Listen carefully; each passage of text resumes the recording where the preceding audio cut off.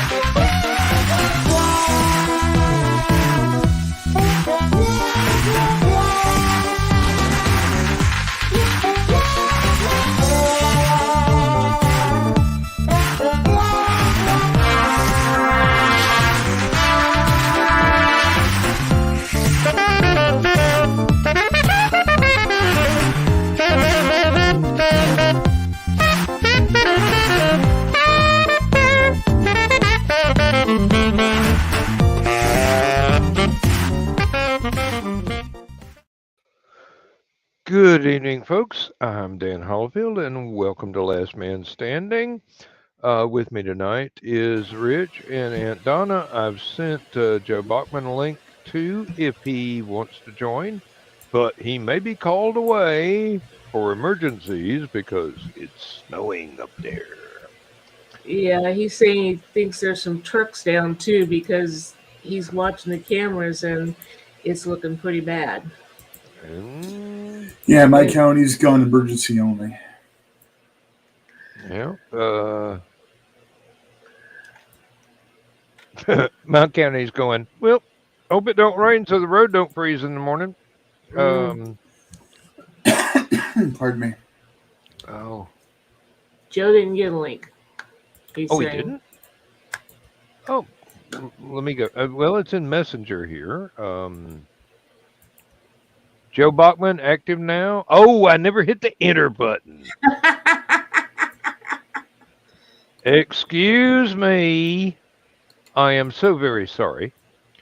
Don't you love when you do that? Like, Carl would say something, and I'm like, didn't you get my answer? And I look at my phone, I'm like, oh, I didn't hit it. I didn't hit send. I do that with work emails all the time. Well, usually I can blame that on interesting stories. So there. Or I got wrapped up in talking my fool head off again. What is that? Foot pedal is way over here. And I heard a ding, and there's Joe. So, hey, Joe. Good evening, folks. Brother Joseph. Oh, and Facebook is reminding me to be ready to start the live video. We're already 4 minutes in, Facebook. Better late than never. Usually they don't send me one until like Sunday for a Thursday night show. Hey, it gets worse. There's a guy whose channel I subscribe to. He puts something out every Sunday, and YouTube hates him because he's Army vet, does primitive camping, basically, does emergency survivalist stuff, and also mentions hunting.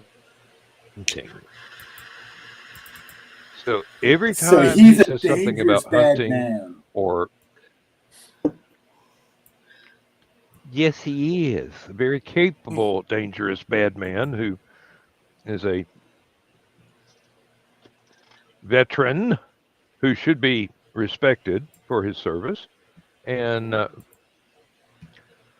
just because he likes to hunt, as well as fish, as well as go camping, and show people how to do stuff with little to no preparation, But pew pews are evil YouTube bad. goes, "Ooh, you bet we're not going to show you to anybody." So this it happens a lot, awful lot. And what's really sad is he just got 1 million subscribers. Just like last month, he went over the 1 million subscriber mark, and YouTube is still not showing his videos to his subscribers. Wow. You either have to go hunt for it, or wait till they decide to make the link visible. Thankfully, I know how to go hunt for it. So Sunday morning, who am I trying to kid? Sunday afternoon, just before dark, when I wake up, I'll have my cup of coffee and I will look for his videos. Yeah, you can tell I'm a Monday through Friday guy now.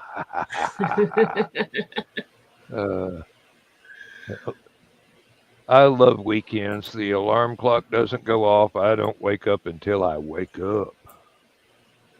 It could be just before dark.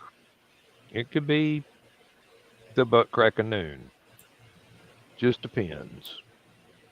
Especially after a very long green room on Friday night.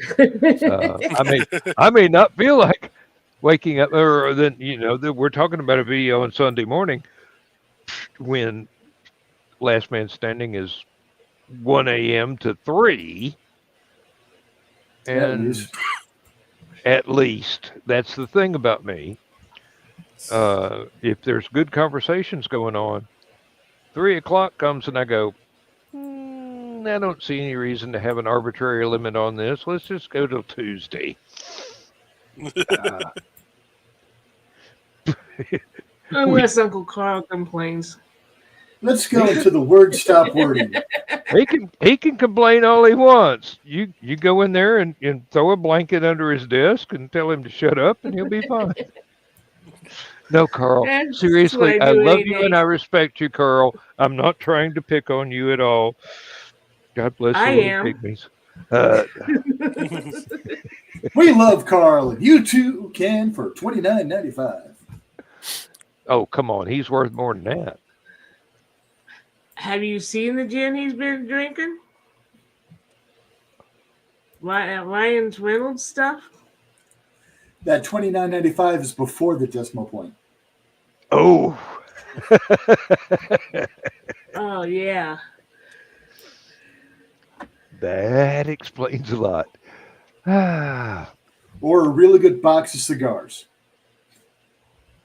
It'd have to be a really good box for that price. Yeah. No, as long as it's his favorites. Like I said, $29.95 are really, really good cigars.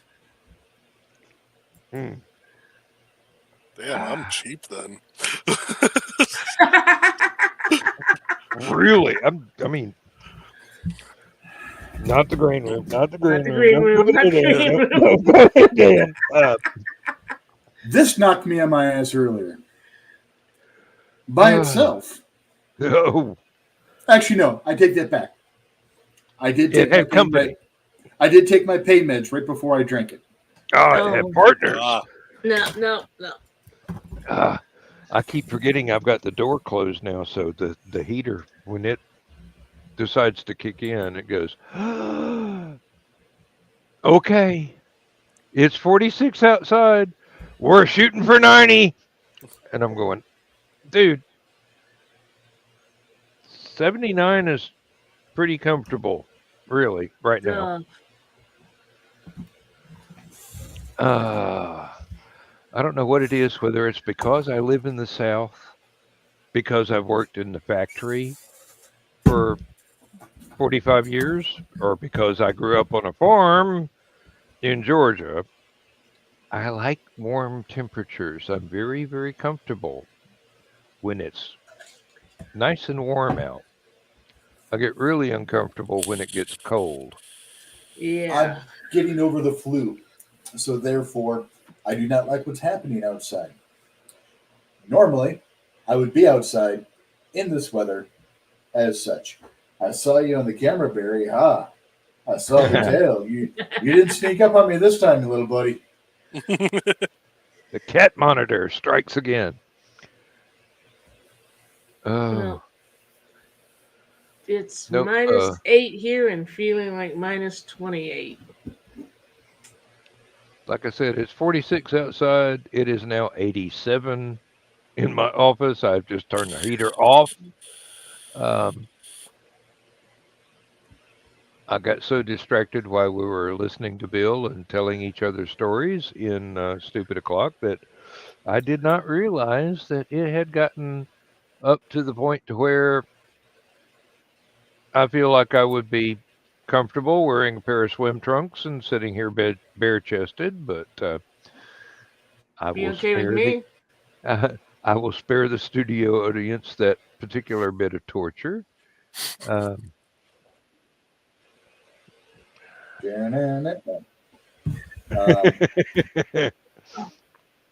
the good news is with this weather that we won't be having another incident of the Great Waterfall of 2018.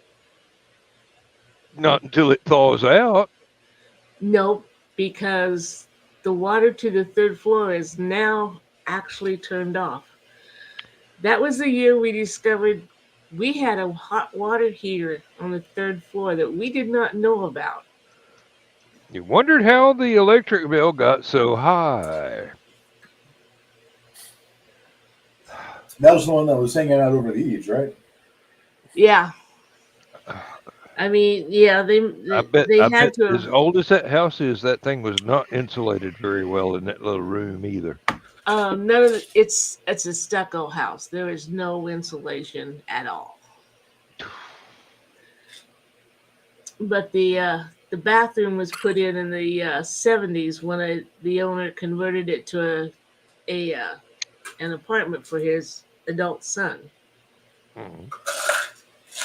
So it hadn't been, yeah. But yeah, that was quite fun. Mm. I expect our electric bill to either level off or drop a little bit because I crawled under the house and fixed a leak where one of the copper pipes had decided 60 years is enough, dude. I'm out of here. So that was the day I put on one of those yellow slicker rain suits, crawled under the house, and started trying to splice in a brand new piece of copper pipe, and discovered that, water always flows to the lowest point. Mm-hmm. When you cut a piece of copper pipe, try and make sure the sleeve of your yellow slicker rain jacket is not underneath where you just cut the pipe.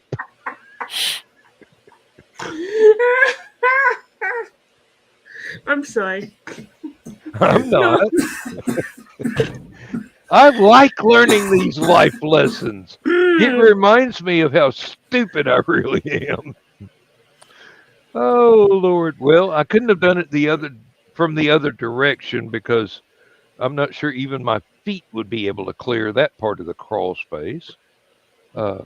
Sometimes I regret not having a full basement here. But, having a ladder to have to get up to the plumbing would be more acceptable than laying in what used to be dirt, looking at a waterfall. Yeah. Participating in what used to be the old pipe. Yeah. And it's now a waterfall, yeah. I'm glad I took 3 flashlights with me because I had one hanging on another piece of plumbing nearby, shining on where I was trying to cut the pipe, and another one. This treacherous piece of bullshit.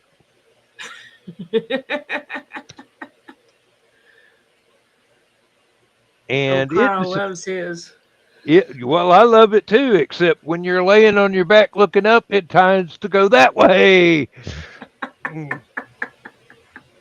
I tighten up the straps, and evidently, either the elastic is stretched or my head is shrunk, and knowing my ego, that's not physically possible. And then I had the regular flashlight in my pocket, trying to find a place to wedge the darn thing where it wouldn't be laying in the flood. And I got it done. Had to cut the pipe in 2 places, put the shark bite connectors in there, put a fresh piece of brand new pipe, which, believe it or not, I went to the hardware store. They did not have any 3/4 inch copper pipe. Gonna have to cut it short. Just got the phone call to go in and plow. So, oh, see you guys later. Be safe I am out so there, sorry. Joe. Be safe. Be safe, brother. Later. I wondered that when he disappeared. I kind of figured because I heard a telephone tone that wasn't mine. So, this house was built in 1927, which means they didn't even know about insulation back then. And I'm sure Dan knows how stucco's made. Mm-hmm. So I can't put insulation into it. Not without ripping the inside walls out. Exactly, or putting a lot of little holes in the wall, which of course would add to the cost. Yeah, and that spray foam stuff is, even if you were able to fill an entire wall evenly without having it burst the sheetrock off from the inside, or burst the stucco off from the outside, after about 10, 20 years, it shrinks and no longer insulates very well. I've used the stuff before, and it does last quite a while if you are agile enough to apply it evenly. It's okay. Or if you don't have interior walls, and you just go ahead and foam it in, and then take there was a thing to make cedar shingles out of a tree, basically, back in the old days. I forget what it's called, but it's basically a butcher knife with a handle on each end, and you just pull it. Yeah, I know what you're talking about. You can use one of those, and you can trim the foam insulation perfectly in a 18-inch wide swath every time. And it works great.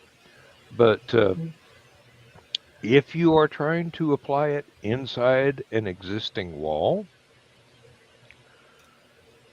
you're either looking to replace Doctor Strange as the Sorcerer Supreme of this universe, or You are going to be one very lucky person if you get it right, because that stuff expands a whole lot more than you think it does when you first shake up the can.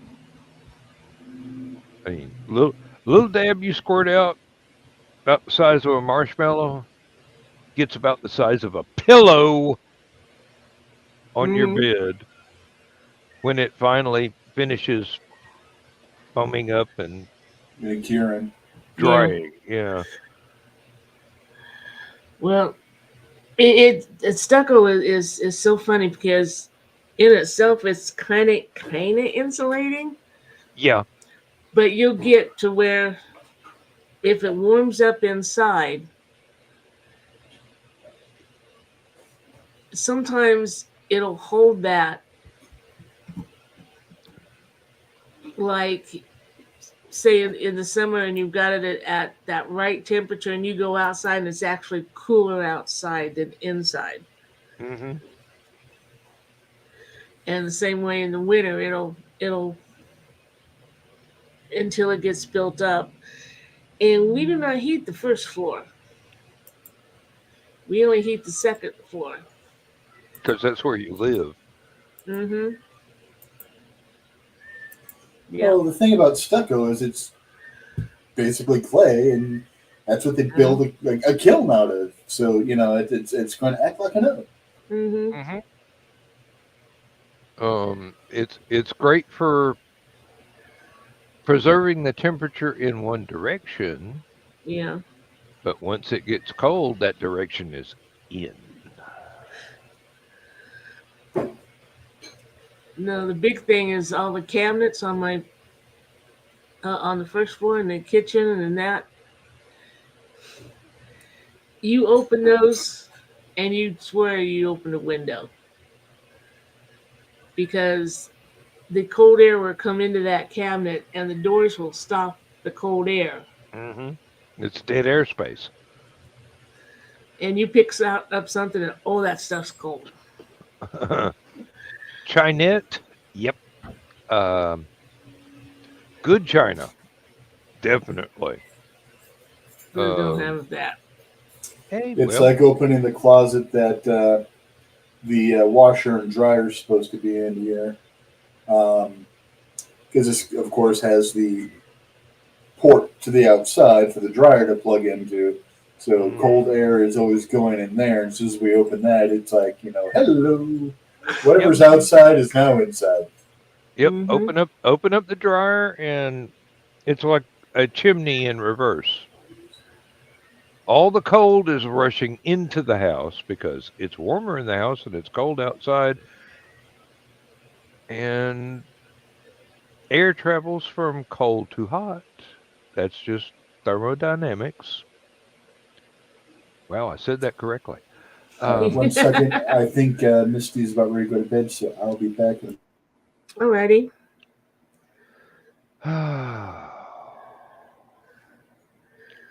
So it looks like it's almost over down here, except for getting colder. except for being freaking cold. Like I said, except for getting colder, because the cold air is still coming whether the snow is gone or not. Um, Eh. oh, it's just gone down to 46 outside. Yeah, I'm looking. I'm looking for it to be 27 by the time I wake up in the morning and go to work. The car did not want to start this morning, Well, but bad. it wasn't because it wasn't because of the cold. It's either I've got a dead cell in the battery, or I'm not pushing the gear shift up to into park hard enough Far for it enough. to trip the switch. Hmm. My money is on the battery's getting old and it's developing a dead cell. Yeah.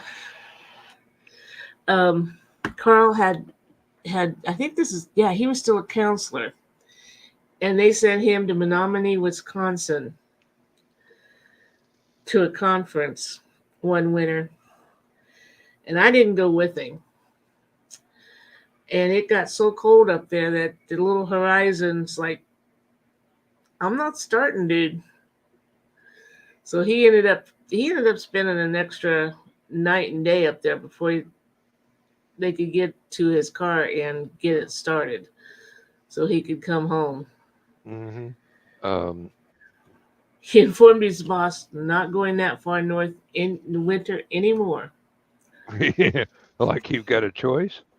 I could imagine the boss's reply, in other words. No, when you're the only person who does these things, you kind of got a lot of say in when you do it. Okay, I can get that. I'm not the indispensable man anymore. Used to be. If it was too cold or too snowy or too icy for me to get to work, I'd call somebody, text somebody. They'd tell me, "Hey, plant shut down anyway. Mm-hmm. Uh, couldn't the electricity cut off. We had to use the natural gas system or the bottled gas system to keep the glass from freezing solid. You do not want 3 stories of electric glass furnace freezing solid. Oh yeah. It's got a backup system that uses a big LP gas tank from outside. I'll tell you something frightening about that. When you pull up in the parking lot at 6 o'clock in the morning and they're flaring off the excess gas in the tank because it just got refilled, Mm, and you've never seen, that happened before. ooh, I mean, uh, 15 to 20 foot column of flame coming out of what you know is enough natural gas to actually flatten the factory. That Joe would Dog making a Blue Angel? Mm. At that particular time, I was worried about becoming one. Seriously, I had never Sorry, I came seen that back at the happen. wrong time. I had never seen that before. Um, Big old mobile home sized uh, natural gas LP gas tank emergency heating system for the world's largest electric glass melting furnace that has to be kept at 2,800 degrees, 1,000 degrees hotter than a crematorium, or it freezes solid and the plant is shut down for months while you go in there and chip that solid glass out and rebuild the furnace. And I pull in the parking lot and there's a column of flame going up and up and up. And I'm going, did we just get attacked by a terrorist? Or am I going to die here soon? Is this going to blow up and flatten the entire factory and probably the next 3 counties around? Or is this something that I've just never seen before?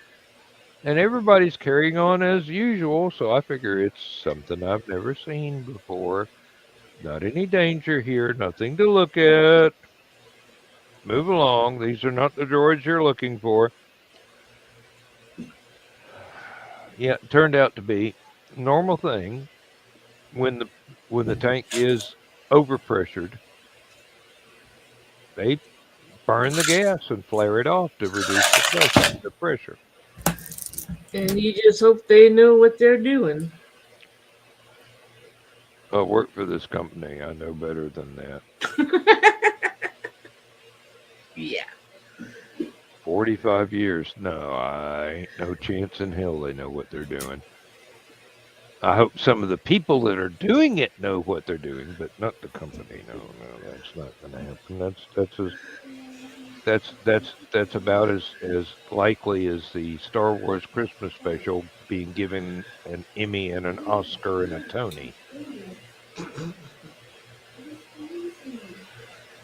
Wait a minute. Isn't it Tony for musicals? Yes. I thought it had a song in it.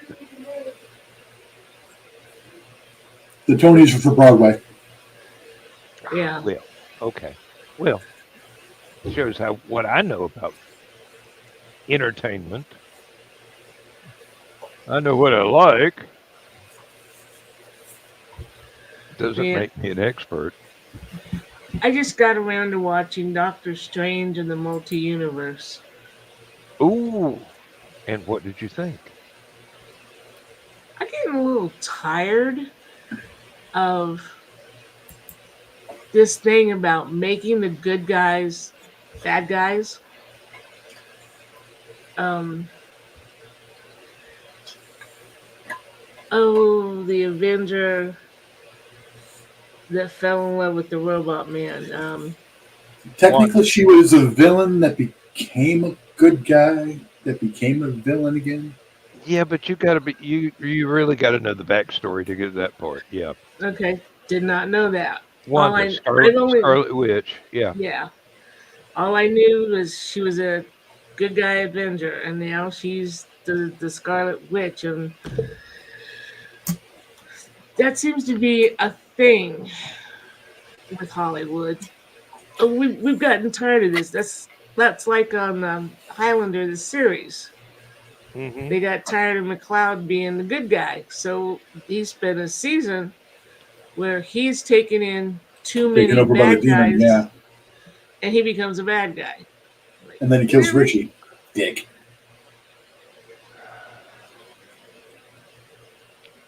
Beep, beep, Richie. Well, Scariest moment of my fucking life. I know.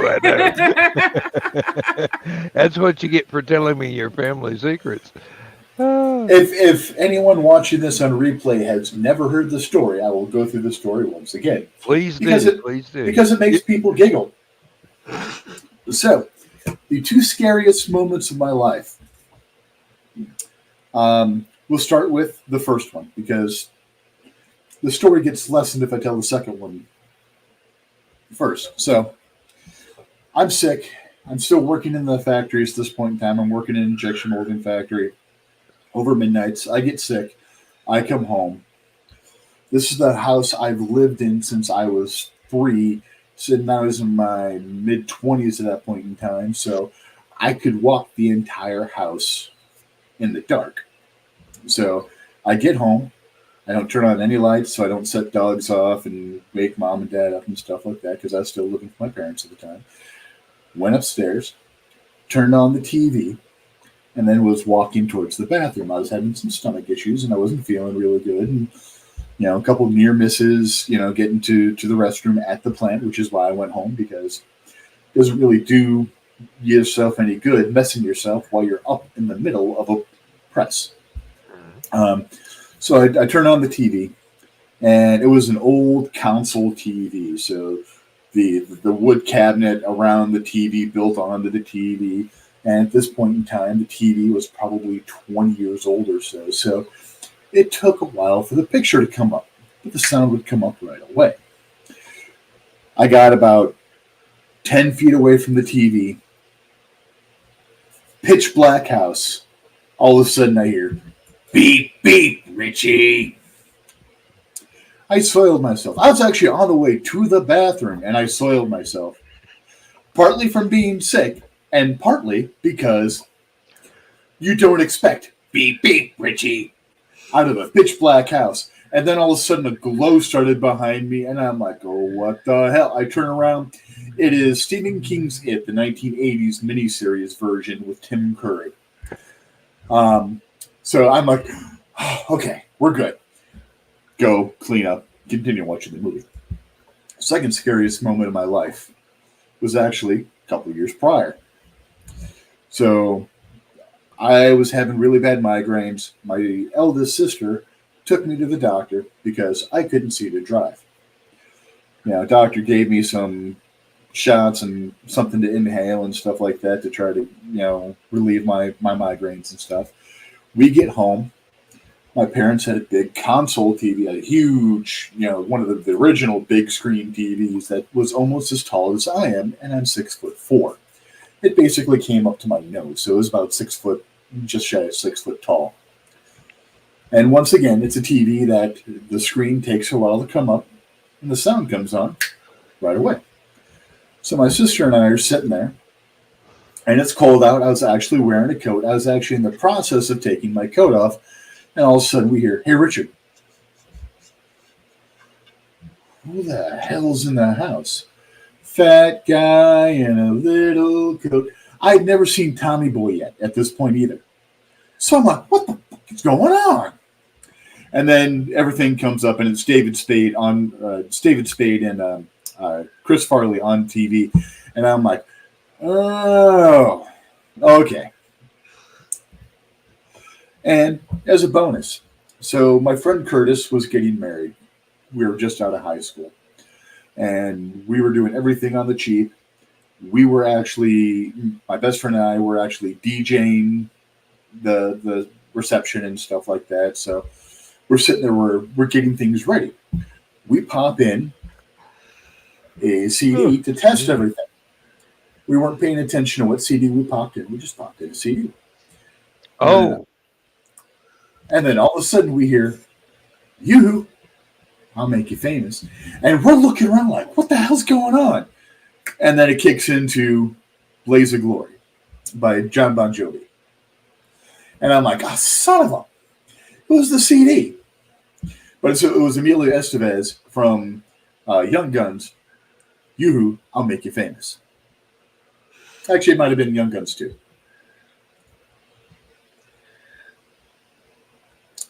So yeah, I've never seen any of those things. I've got great experience with poorly timed audio scaring the hell out of me. My best friend has a mutant power. Back in the days of VCRs, you could pop a tape in, hit rewind or fast forward, and magically stop exactly where he wants to stop to play a soundbite. And what he would do is he would call people, wait for someone to answer, and then hit play. So that, and hold it up to the TV so the soundbite would play, and then he'd hang up and pause the movie and everything.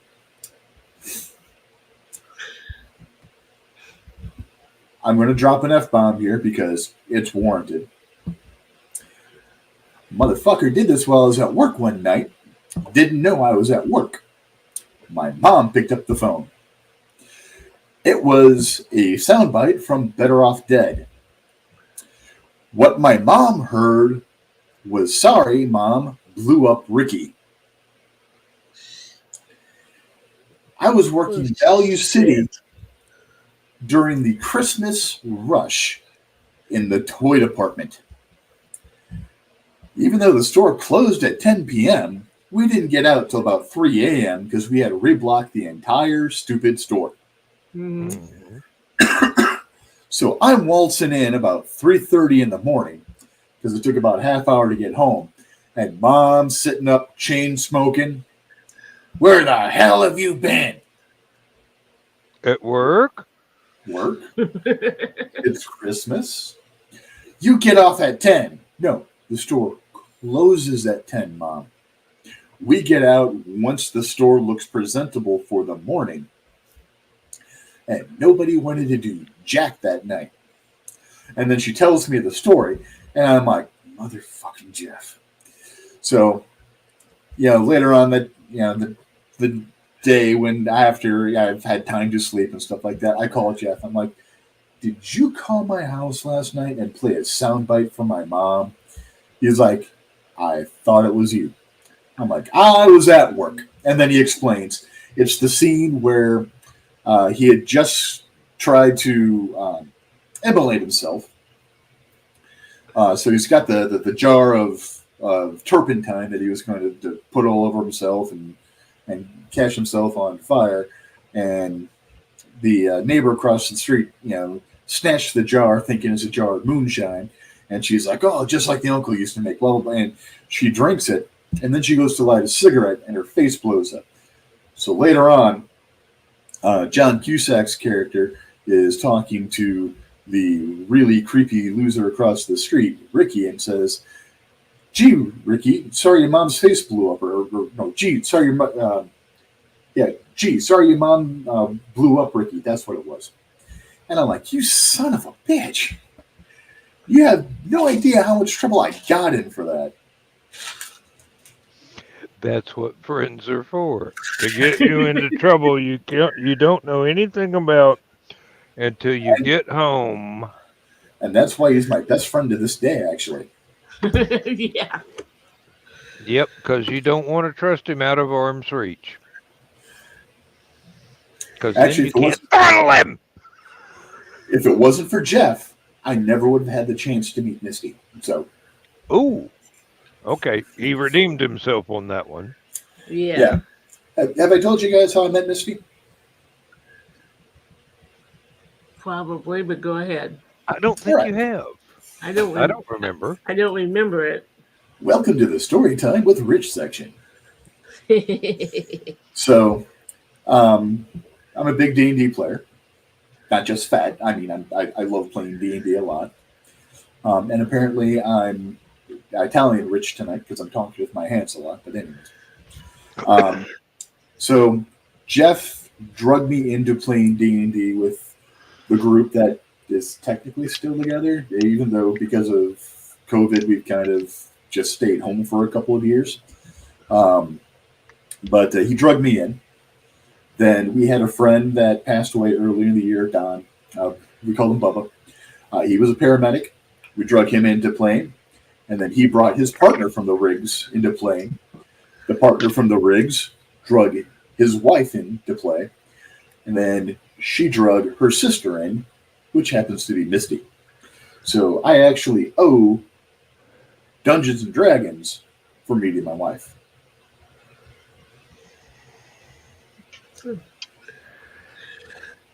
Yeah. Another fun fact. I thought my sister-in-law hated my guts because she only saw me in character. Because I really didn't know her too well. So I could, when Richie doesn't understand people and know people too well, Richie is very quiet and reserved. But when you put Richie in Dungeons and Dragons, he's very much in character. And my character was an asshole. In fact, my character ended up gaining a half level in Pimp because my sister-in-law was playing a bard and I kept trying to sell the bard into a ring of prostitution. I thought she hated me with a passion. When Misty told her that she liked me, my sister-in-law was all of a sudden like, okay, what do we got to do to get you two together? And I'm like, what? She actually wants us to be together? All right. But excuse me. Payback? I have a naturally suspicious mind. No, Misty is one of the best things that's ever happened to me. So no. I know Misty is one of the best things that ever happened to you. I'm just going, look at this from the sister-in-law's point of view. She always irritated me as a child. No. Misty actually, Misty's the eldest of the three sisters.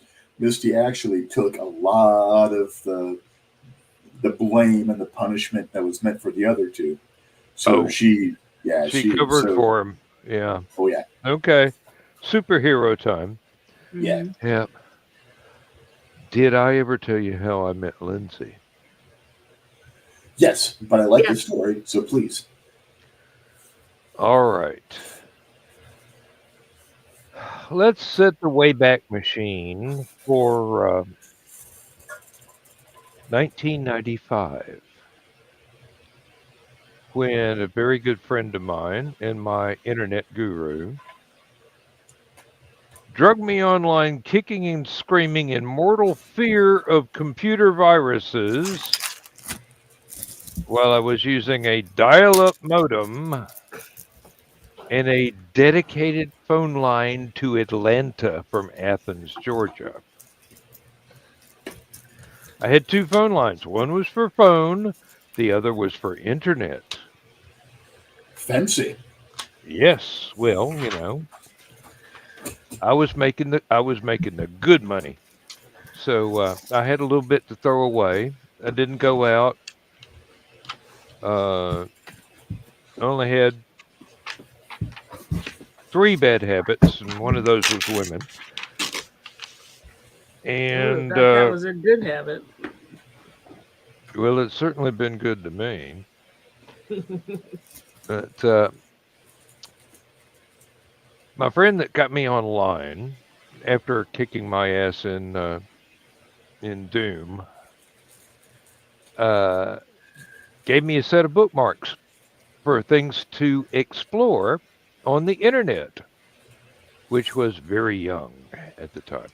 One of those was a place called Casebook Jack the Ripper. And I had been reading up everything that I could on the mystery, the totally unsolved mystery of Jack the Ripper since I had been 8 or 10 years old.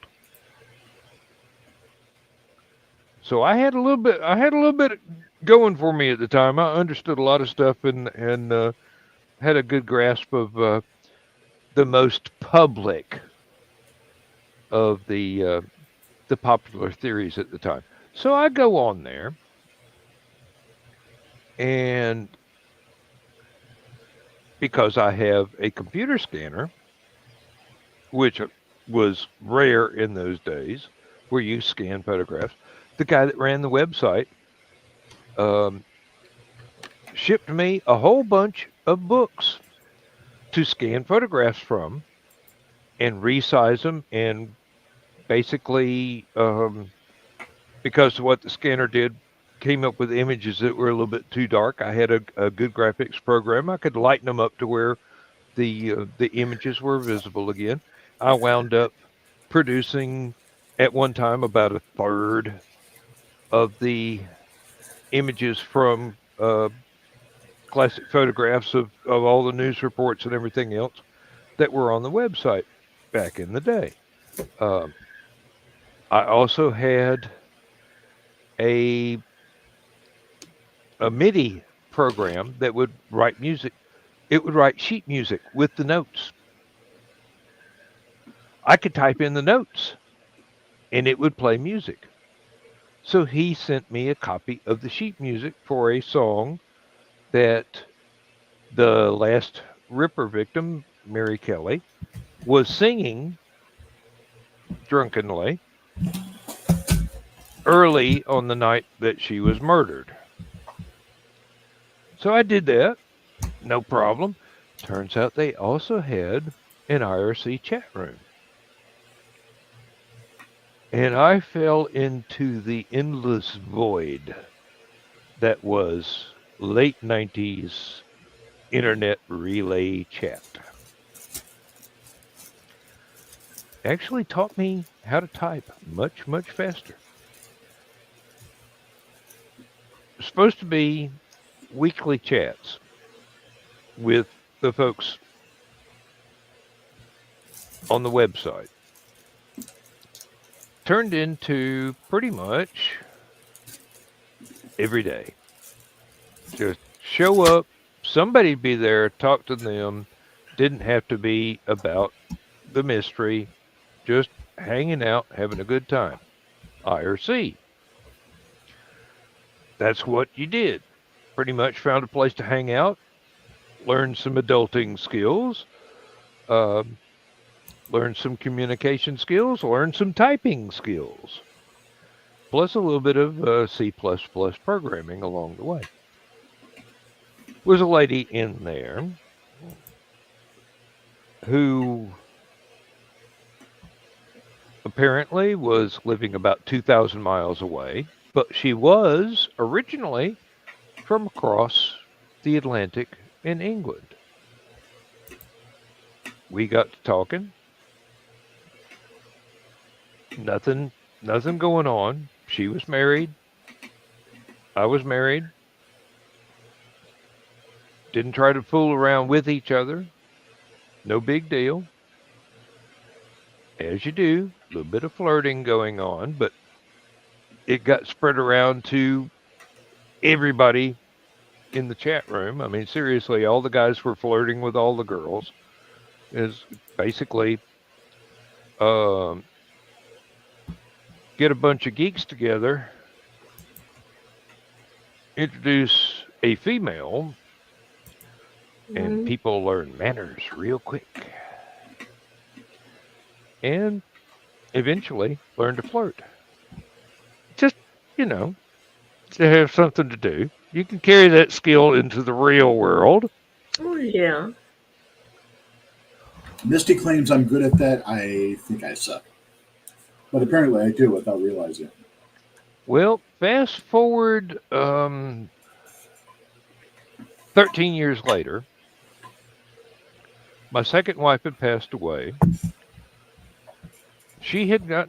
Lindsay had gotten divorced, and her third husband had run off with her entire retirement fund, plus maxed out her credit cards. They're joint credit cards. So this was not a good situation, but she was dealing with it. She had a good job in a nursing home. She was a geriatric nurse at the time, working with people who were pretty much in a retirement home for as long as they had left. She was very good at it. Everybody loved her.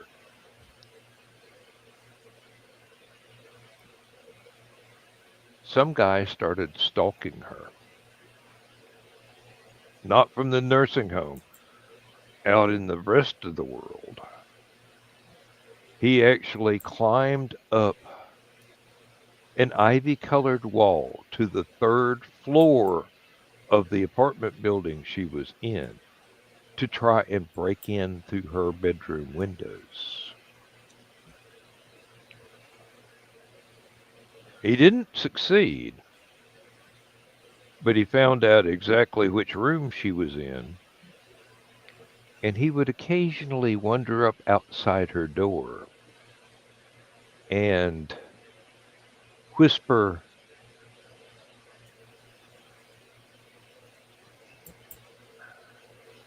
might as well call it threats, because it sure as hell wasn't a seduction, but that was what he was intending. And she was not interested in the slightest and got real scared. And the cops didn't seem to want to do anything. We were talking to each other back and forth for almost 15 years at that time. And you know me. I got to play the hero. One night, the cops actually managed to run the guy off from her apartment door, but didn't bother to arrest him. And she was really upset. And she sent me her phone number. Fortunately, I'm dyslexic. So I managed to figure out the correct arrangement of the digits in the phone number about the third try. Because she was so upset she didn't send me the numbers in the correct order. She just sent me all the correct numbers. So I called her up. And I said, look, do I need to rescue you? Because I will. I'll come out there. I'll pack up everything you got into a U-Haul. I'll move you wherever you wanted to be moved, even here if you want. And help you get a job, help you get a place to live, and no strings attached, nothing. It'll be as safe as I can make it be. And you won't have to worry about this would-be rapist out in the hallway. She goes, let me think about it. About 2 days later, stalker comes back. Never gets through the door, but he's getting more and more insistent. See, she calls me and she goes, "That offer's still open?" Or words to that effect. I don't know the exact quote. I said, "Yeah, yep." She goes, "Can I come out there?" I go, "Yeah. Let's let me get on a Greyhound. I'll get out there. I'll rent a U-Haul. We'll get all your stuff, everything you own. We'll put it in the U-Haul. I'll drive it back. Everything will be fine. Everything is just exactly the way I said. I'll help you get a job. I'll help you find a place to live. Everything will be perfect. And you'll be safe. That's all I care about. You'll be safe." She goes, "No, don't rent a truck. I'll UPS some stuff to you." So she sends me clothes and a few books. That's it. Everything else she left behind. I got her a ticket for a Greyhound bus because that's what she wanted. She rode a Greyhound bus for 3 days to travel from Socorro, New Mexico to Athens, Georgia. I had mailed her a printout of a novel I wrote called Fly-by-Wire. It was available for free online. So, I just printed it out, mailed it to her. She read that on the bus on the trip. She said pretty much by the third page, she had forgotten that I was the one that wrote it. She was so into the story. And I took that as a high compliment. 3 days after she got on the bus, I'm standing at the bus station, the Greyhound terminal in Athens. Her bus pulls in, and I'm trying to figure out which one is her because I've only seen a photograph of her and she's only seen a photograph of me. Never met in the flesh before.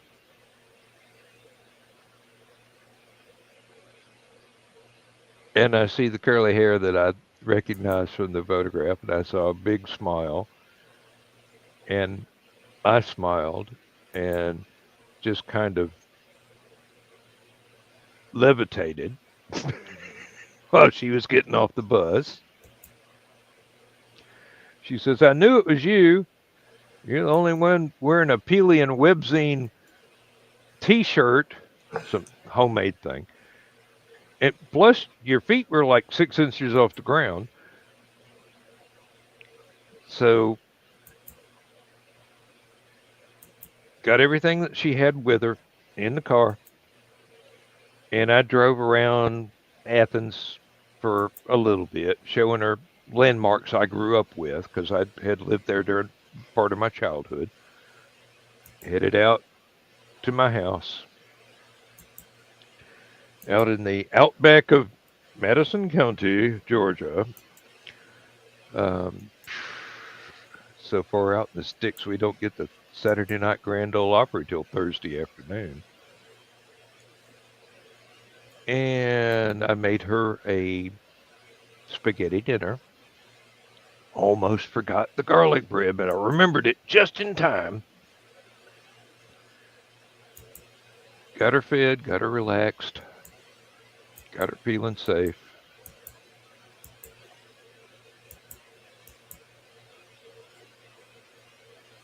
And now we've been married for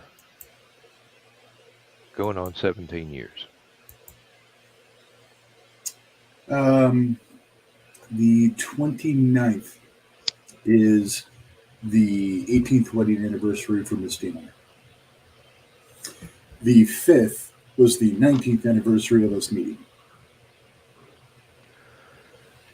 Lindsay got off the bus on October 5th.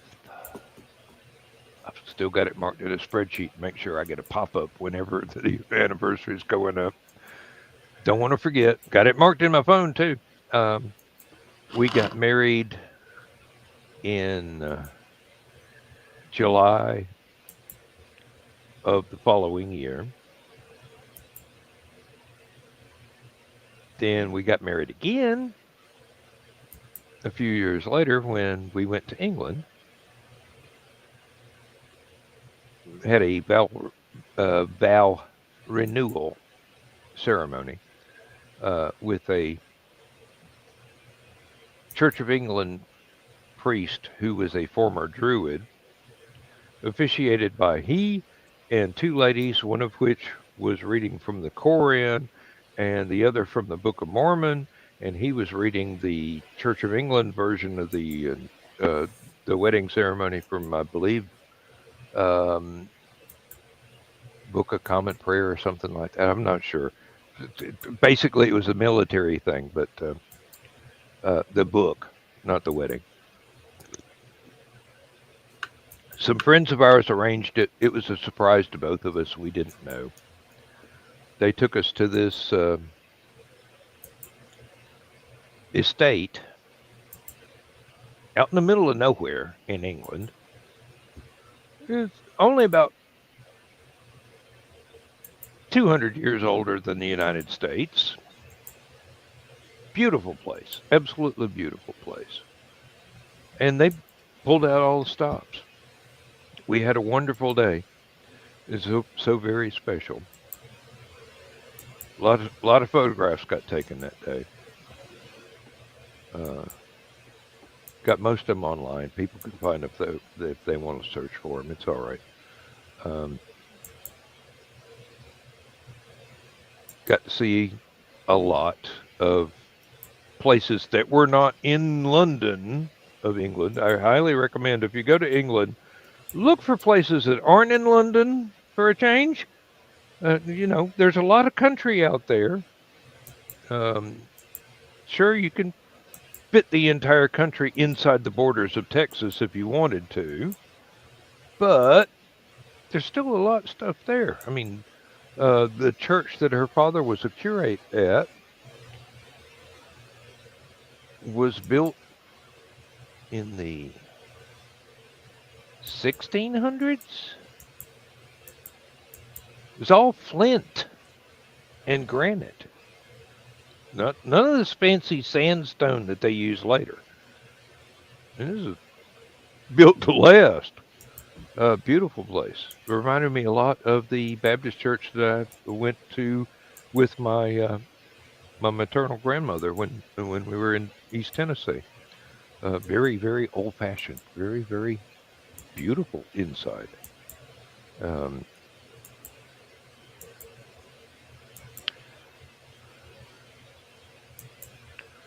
That first night she was here, after we finished the spaghetti and the garlic bread, a couple of bottles of wine, we went out in the yard, looked up at the stars, and declared our undying love for each other in the sight of God and everybody. Very old-fashioned kind of wedding. Then we eloped and went to the courthouse in the county where I live. Unfortunately, my parents found out, so they met us at the courthouse.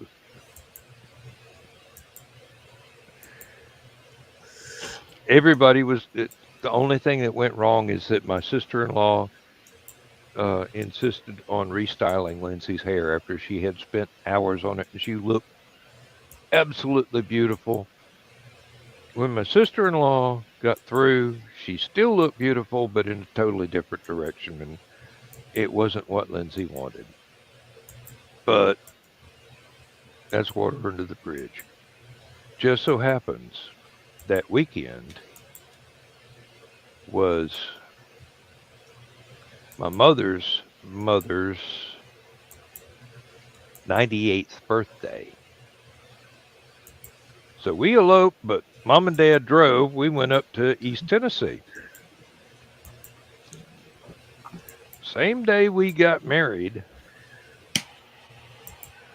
my brand new bride met one of my grandmothers, the only one still living at that time, and all the rest of the family that was still living at that time. One of my aunts that had married into the family took Lindsay into my grandmother's kitchen There are women who have married into this family that have never been invited into the kitchen to cook. This is a rite of passage. This is like a knight getting his spurs or going through the first combat and coming out the other side still alive. My Aunt Mary handed her a head of cabbage and the biggest damn knife she'd ever seen in her life and told her, "You make the coleslaw for the family reunion." And somewhere or another, Lindsay pulled it off, scared, shaking in her boots. She still did it. Then went out to the living room to get out of the heat in the kitchen. And my grandmother wanted to have a talk with her. And when Granny tells everybody else in the room, "Shoo, go find something to do," they do it. It doesn't matter if they're damn near 70 years old. When your mother tells you, "I want to have a private talk," you get.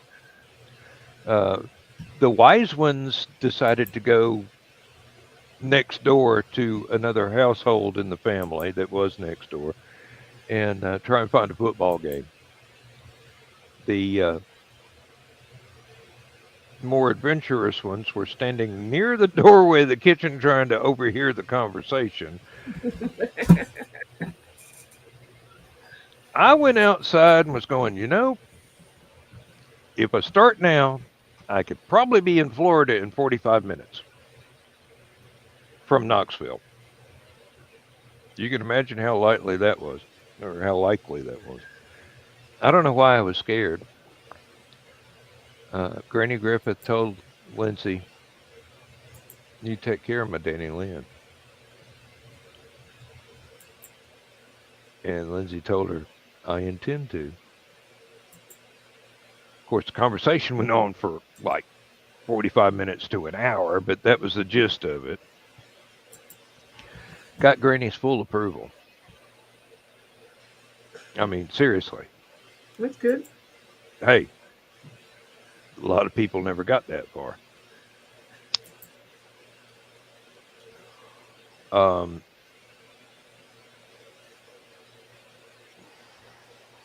I don't know why I'm doing the autobiography here.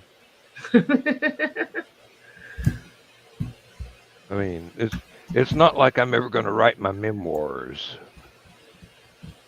You don't have to now. They're recording. Yeah, well, this. Believe me, I'll read the version that Lindsay comes out with, even if I got to use a Ouija board to do it. You okay down there, honey? Oh my. Nothing.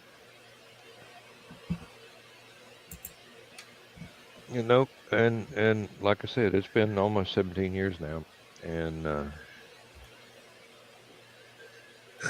funny how those things happen, isn't it?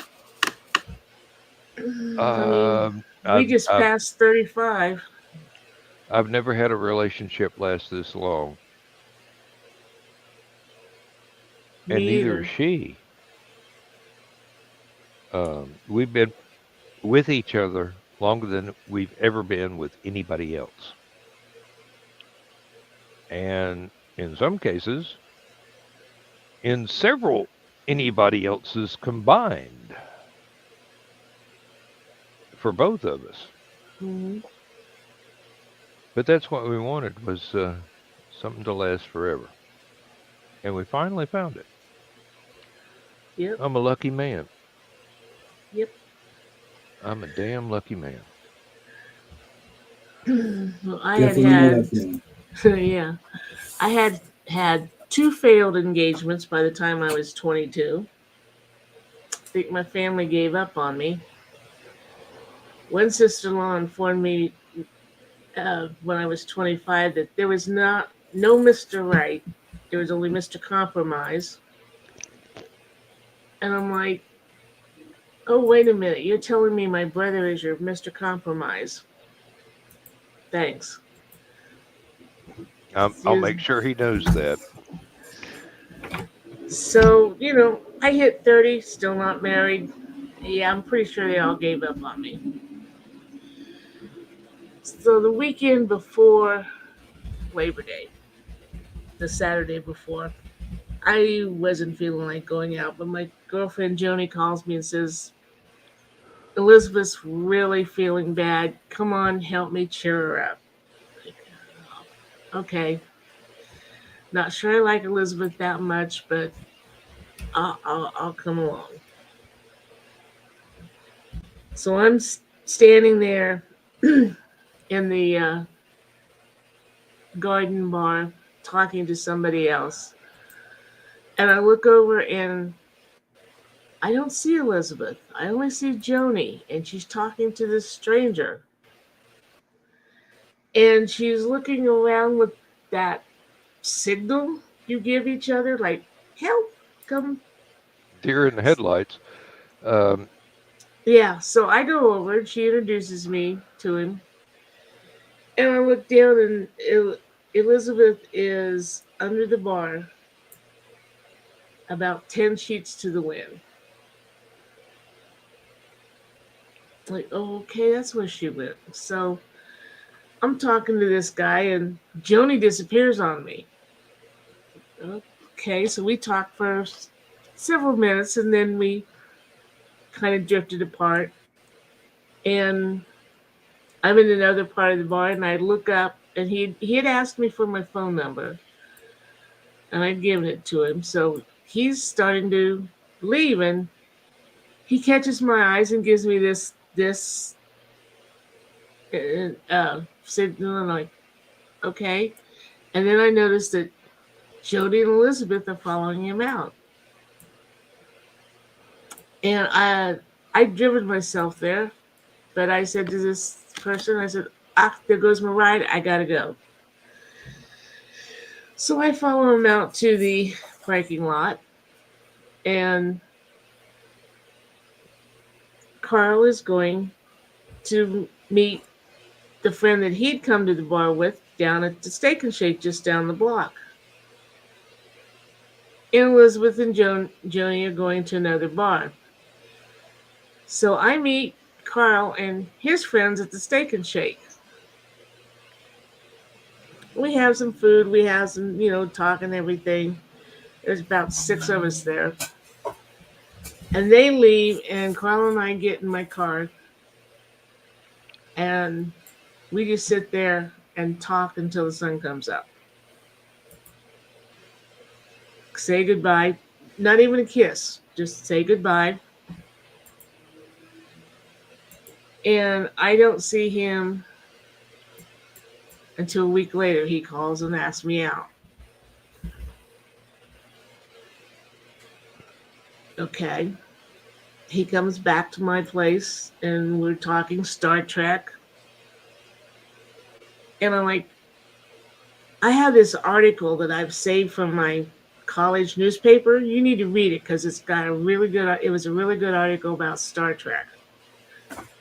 So I go get it and I come back, and this has been 10 years since I'd been in college. And I'm looking at the article and I said, you don't need to read this. You wrote the dang thing.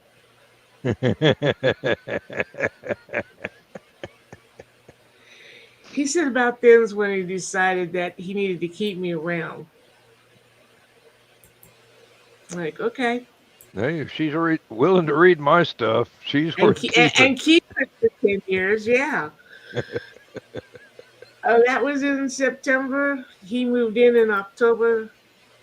We went on our honeymoon the first week of November. We stayed with my parents in Florida because I told him if he could stay a week with my father in a little trailer, he could spend forever with me. We went. It was great. We got married the Saturday after Thanksgiving. I went back to work as secretary bookkeeper at a florist. Christmas season. I went to work from 6 in the morning to 3 the next morning until Christmas Day. like I said, 35 years ago. 24/7. It is now.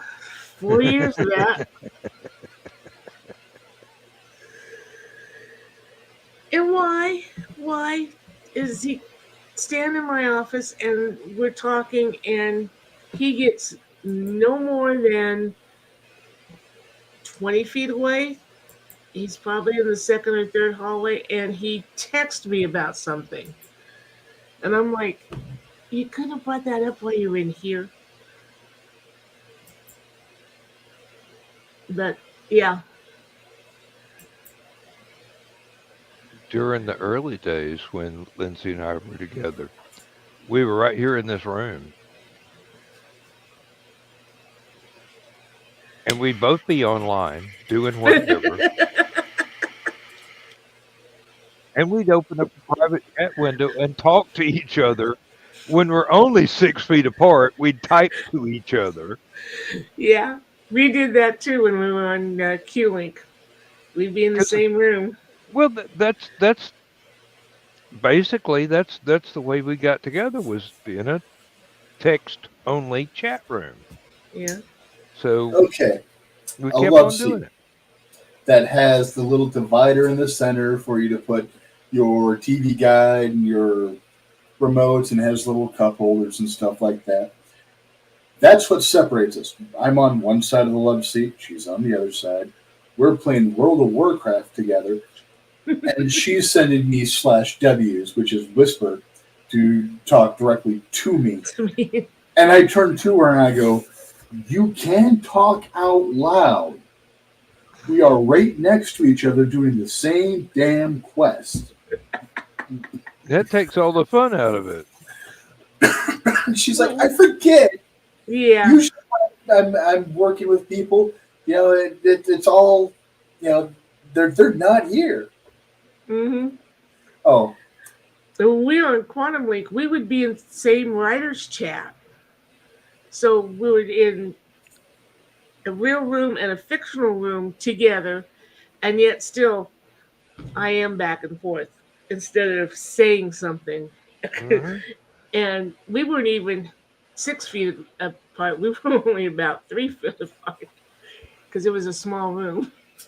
Well, nowadays, I'll be back here either watching a video or in something like this, because I do lots of things like this. She'll be about 30 feet away in the living room watching British soap operas or mysteries or true crime or a lot of the things that we would love to watch together, but we no longer do because the computer has eaten my life. And I'll get a ping on my phone, and it's her texting me about something that she just saw on the TV, or, oh, here's an amended shopping list for tomorrow if you want to copy it down. I'm going, yes, dear.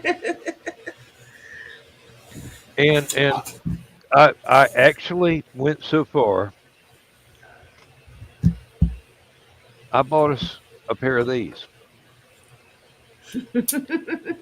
No. So that if we ever remember to turn them on at the same time as each other, we have an intercom. Worked real well for the first week, and then it never got turned on again. Well, that's the good thing about having texting, because if you go straight, it's not that far from his office to mine, but it's down, across, down, across, down.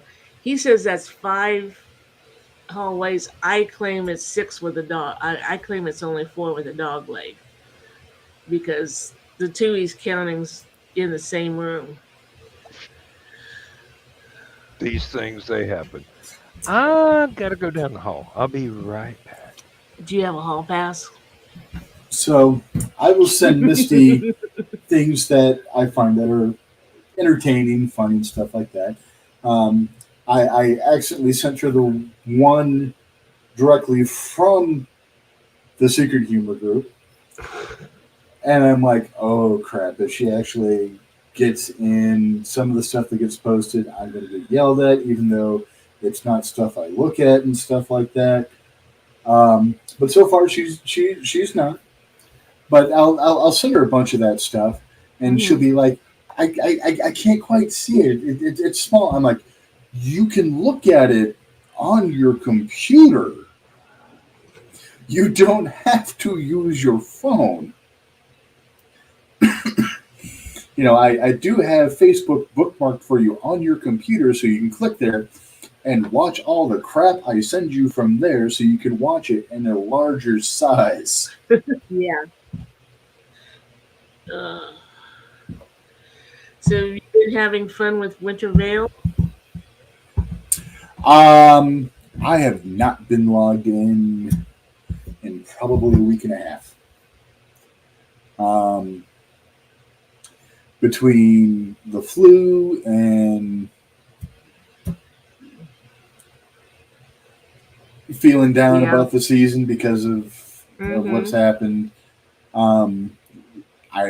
After I hit 70, I kind of just like, okay, I need a little break from that. See, I haven't even hit 61 on any of my tunes because I like to take it kind of slow. I think that's why I don't get burned out like some people do. Yeah, it's so with dragon riding, they suggest as soon as you get to the dragon riding quest and you get dragon riding, you start going around getting your dragon riding glyphs so that you can actually get to parts of the Dragon Isles a lot easier. And there's 48 glyphs to get. Oh, wow. And Misty had some issues. So the other night, I went and got her the last 30 sun glyphs. Because she's sitting there, she can't get to it. She can't time things right. So I'm like, do you want me to do it for you? So we just sat there and talked while I flew around getting her all the glyphs so that she can actually build up and try to learn to fly using the dragon riding now. So it's kind of fun for that. But I'll probably start popping in for the last of the Winter Veil here in the next couple of days or so. You at least got to be there to get your presents, right? Oh yeah, at least on Oppenheimer. On my main character, I definitely make sure I get in and I get the presents every year and stuff like that. So, and then maybe a couple of others. It depends if some of the presents have, or some of the gifts have variants. Like the one year where they had the beanbag chairs, and it could be any one of like 6 beanbag chairs. So I definitely made sure I hopped on a bunch of characters for that one to go ahead and collect the whole set. It was like Pokemon. Got to catch it. Oh, yeah. I like that they made them all in the collection so that you didn't have to do that on every tune like you used to have to. Yes. I'm really happy that they made them toys and that they're shareable. But this is the first year I've done the Draenor Winter Veil. And that is freaking hard. Those grumplings are mean. I'll have to check it out. Yep. I've been lucky on 5 of my 6 realms. There have been people there. But on Cenarian Circle, it's like there's nobody there to help me kill things. And I can't do it by myself. Even though I'm 60, they're 60, they're not elites, I still die every time. Even my hunter with 3 pets, I still die. Don't get anything killed. Fortunately, I had a guildie that was on today. Helped me. She'd never done it, so I helped her. And I said, when you get back to your garrison, be sure you get that special present. Yeah, I don't. You get Mary supplies for doing the quest besides the experience points. And then you can turn them in and you buy decorations and stuff. I don't bother that. There's a little gift that you can buy. And when you open it, you get it may be oil, it may be Apexis crystals, it may be rep with Grainar, it may be resources. You never know until you open it. That's been pretty good to me today. Is that a RP server?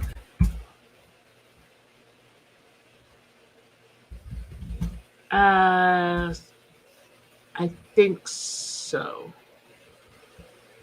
All right. Because that's what I see Cenarian Circle and Sisters of the Loon when I'm looking for Cenarian Circle sister servers. Misty plays a lot of characters on Sisters of the Loon. And I have, I think, a level 50 priest there. And it's at this point that where I have to point out your hapless host has not the faintest idea of what any of this previous conversation has been about, except I do know it is an online game and y'all find it very fun, and I'm very happy for you. Sorry. That's okay. I don't mind. It's fascinating. It's like listening to somebody at another table at a restaurant go on about a D&D campaign they just got through with, and they're so excited. It's like other people listening to you and me nerd out on Excel. Oh, just about. God forbid we could put people to sleep with it. If we could bottle that, we'd put Sominex out of business. Seriously, you get into some of the. I had a discussion with one of the engineers today, and he's Sominex out of business and put a lot of law firms and accounting firms into better numbers. Yep. Because they'd be like, oh, hey. I went on about some subtle thing I did with if then statements in Excel in VBA. He's going, well, I don't know how many you can do, and I go 52. I think that's the limit, 52. Nested if statements. He goes, how do you know? I go, reach the end. I leveled up. And he's just looking at me. He's like 30-something. And here I am, twice his age. And I've been playing with this thing, which is basically algebra for decades now. And I find it's fun, it's challenging, it's entertaining to make code do something that a lot of people go, how'd you do that? Math. Just math. Just math. When you can type a few codes, a few lines of text and maybe a couple of formulas into something and perform magic, and other people are just like, that is one of the most awesome feelings in the world. Oh, the only better feeling is when you can do that with a story. Mm-hmm. And it is good training, actually. You learn you learn that there are things that have to go around in the background that the reader never sees, but you have to know in order to make everything work. Um, there was one instance where I had it turned out to be really simple, but when somebody would have to run two different products at one time, there was two different boxes to put the product codes in. When they typed something in the second product code, shit appeared out of nowhere, entirely about the second product that's not visible until you decide to type in a second product code. So all this stuff is going on and it's doing all this algebra and all this just basically simple math. And then you go, oh, but I've got to do this one too. Da, da, da, da, da. Where did that come from? It's not visible until they actually have to use it. It's fun. Um, there was one thing where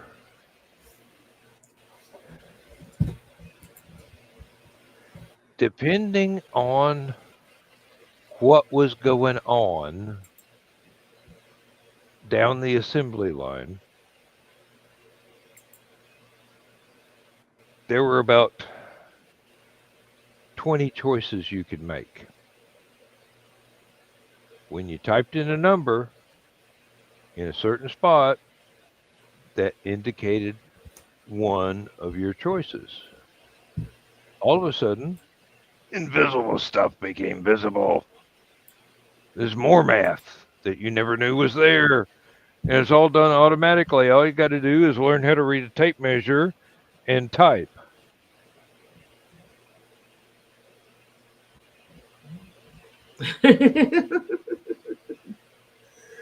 You had to go to school for this? I mean, yeah, I had to learn how to do the code. Yeah, but knowing that all this stuff is necessary and some engineer wants to see the results and not have to use 11 different forms, have it all there and not be there until you actually need it. Seemed like magic. There was one guy couldn't figure out. I could type in the day he got hired, today's date, and when he expected to retire. And all of a sudden, it would tell him how much his retirement would be on that date when he decided to walk out of the place for the last time. Here's your pension. That's what it's going to be. It's in the contract. Union has agreed. Company agreed. Everything's there. It's just math. You don't have to do it. I did it for you. I just left these 3 magic boxes that you type dates in. Everything else is automatic. And they thought that was the coolest thing since sliced cheese, which is not as old as Betty White or sliced bread. Betty White is actually older than sliced bread. Oh my. Yes. And we wondered why she was so wonderful. She got to introduce the world to bread you don't have to slice yourself. Duh! How bread you have to slice yourself is usually a little better quality. Depends on what bakery you go to. I was going to say, Mom. depending on who baked it. Yeah, you ever been to France? Or my bread machine. Well, my old bread machine. I miss my bread machine. As much as I poke fun at that particular country, I do not. motherfuckers know how to make bread. Yeah, the baguettes. Croissants. Oh. A baguette and a bottle of soda, and I'm good for lunch. Mm. I don't even need stuff to put in it to make it into a sandwich. I can just eat the bread itself. Mm-hmm. And that's how you know it's good bread. You don't want anything else. Maybe a little bit of Italian dressing to dip it in. And the French people are going, Italians? You're supposed to dip it in that French wine. And the Italians are going, Not a wine person. You can't trust the Me French. either. Unless it's Mad Dog 2020, a fine white wine. Yeah, but that's spelled Wight. Drink a bottle Because it's going to sneak up on you. Paper trays. Thank you, late great Robin Williams. Oh. Yep. Let me have that 55-gallon drum of Ripple. Yeah, that's Robin Williams' line. I remember when Mad Dog 2020 only had like the Green Death flavor. It tasted like NyQuil with more of a kick. I remember the grape. I remember the orange. I don't remember the Green Death flavor. It was actually clear, but we called it the Green Death flavor because it reminded us of NyQuil. Oh, okay. And then the other flavors really didn't do it any justice. I figured out that I would like absinthe and ouzo and several other things because I didn't mind the taste of NyQuil. I enjoyed it. Oh, I don't know if I would like absinthe because, as far as I've been told, it has a very, very black licorice flavor. Ouzo, while it still has that black licorice flavor, after the first drink of it, you can't taste anything else because your taste buds are so drunk. Oh. You can drink Guinness and be like, this is just chewy water. What's going on here? Mm-hmm. Compared to ouzo, okay. Once again, to quote Robin Williams, if alcohol is a crutch, Jack Daniels is a wheelchair. If ouzo is a slight limp, absinthe is crawling on your belly like a reptile. So, my buddy Don that I was talking about earlier used to bounce. And one of the best things about when he was on shift and I went to the bar is when it was time to lock everything up, the bar staff and a few select friends got to stay. Well, normally they would, slap a bottle of Jim Beam down between Bubba and me. But one night, the owners were sitting next to us, and they waved the bottle of Jim Beam away, and we drank ouzo. A huge bottle of ouzo. That was opened fresh, and that we finished. Whoa. And the owners were like, after a good bottle of ouzo, you're ready to go out? Fuck a mule. I can believe that. They were Greeks. Yeah. That's about the only time you're ready to go out and fuck a mule, but they were the owners were Greeks. All respect to Clint Eastwood. His mule don't like that. My friend Joni and I were in Chicago with our friend Cassie and her boyfriend. And we went to a place called Diane's Greek restaurant, authentic Greek restaurant. And the owner sent 4 shots of ouzo over to the table. And Joni and Cassie are like, I'm not drinking that. I'm like, you've got to drink it because you're going to offend him. You're going to upset the guy that sent it over. So Joe drank his and I drank mine. And then we switched, and I drank Joni and Cassie. So I already had 3 shots, and Joe's like, "Well, what do we want with supper?" And my first fiance had been Greek, so I knew, let's get some Mavrodafne wine. Very sweet wine, very good. I'm not a wine person, but I do like Mavrodafne. So Joe orders a bottle of that, and I didn't realize he'd ordered that bottle just for me. And on top of 3 glasses of ouzo, I drank an entire bottle of Mavrodafne. Knee walking does not even come close. This is why moonshine, not even Joe's, bothered me that night. You've had advanced training. I had advanced training.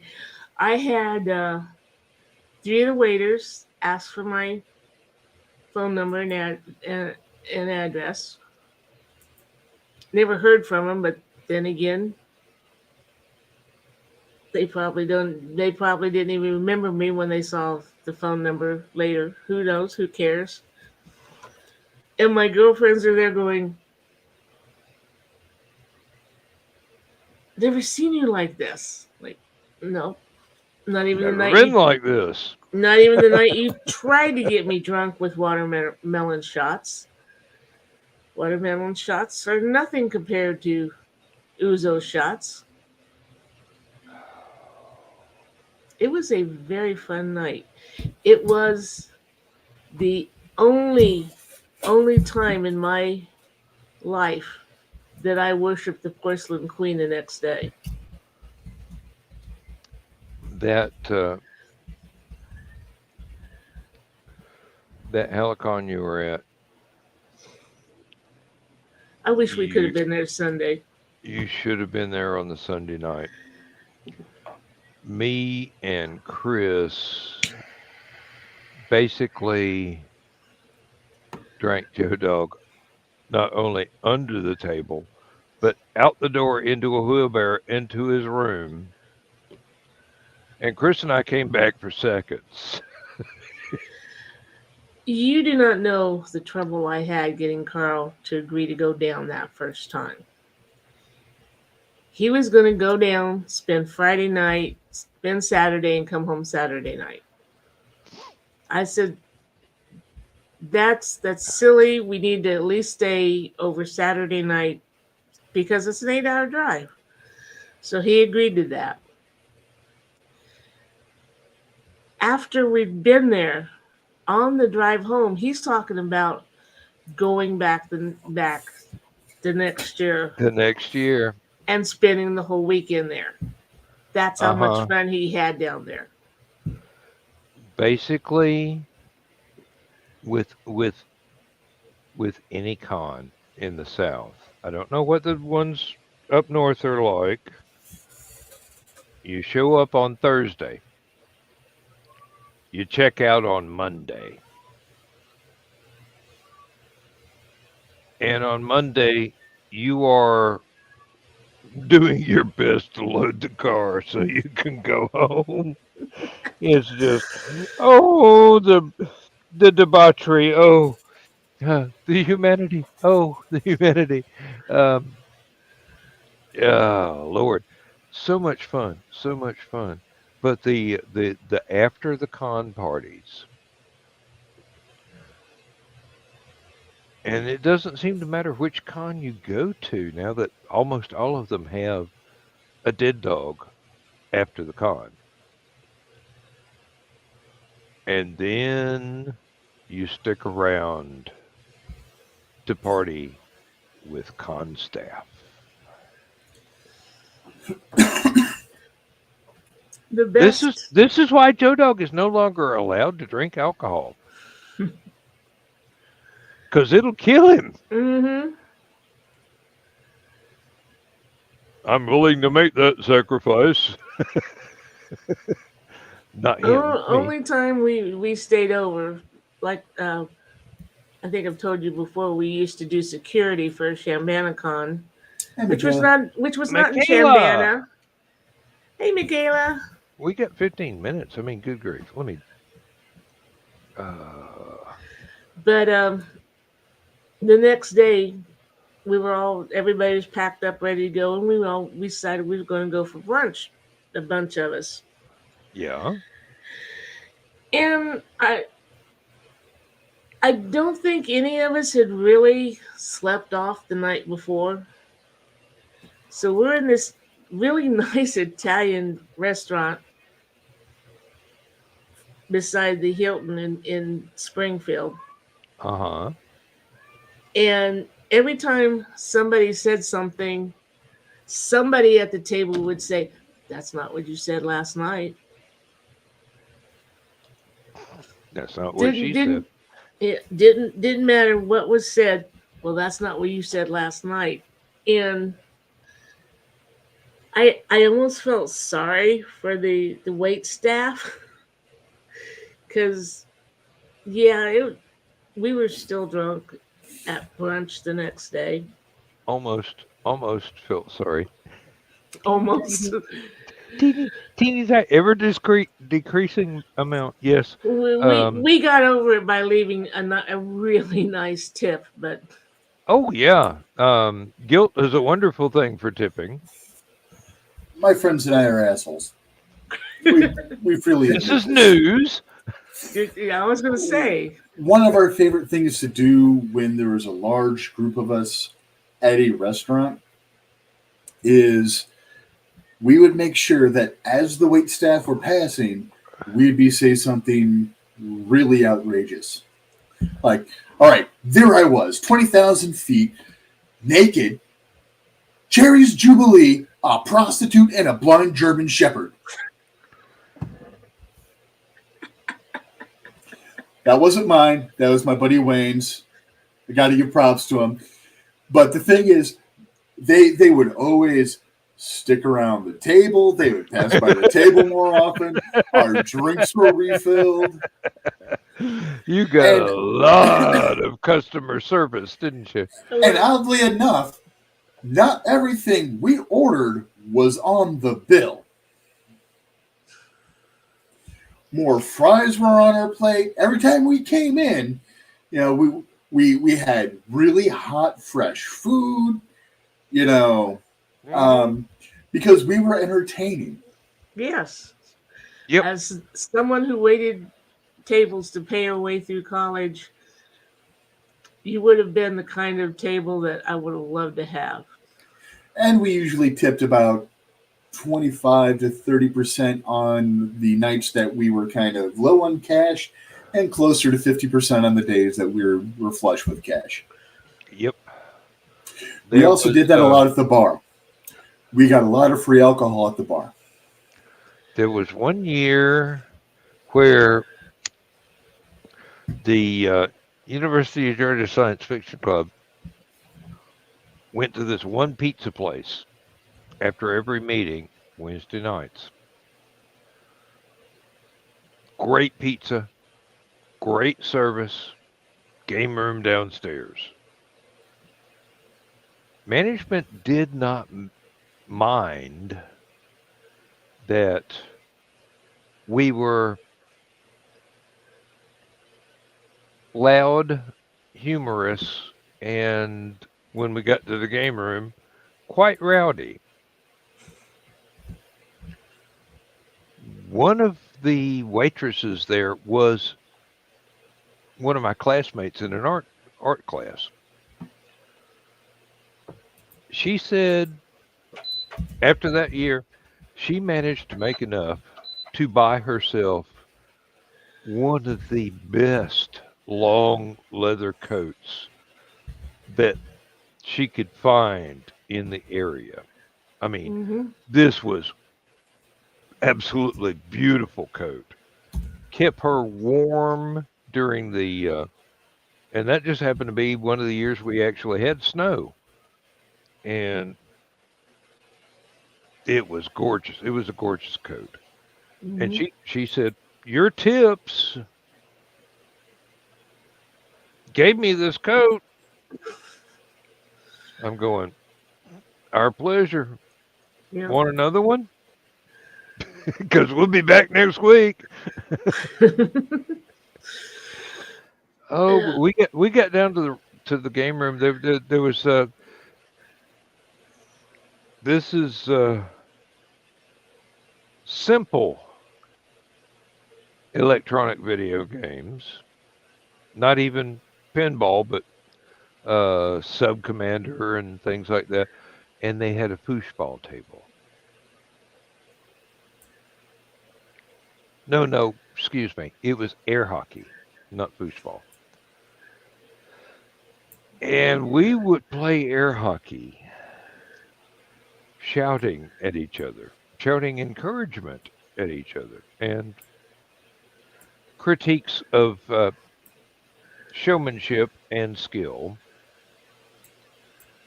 It's a good thing this was in the basement, because otherwise, by the end of the night, we would have been in the drunk tank. Because that'd be the only place that would hold all of us, as loud and rowdy as we were.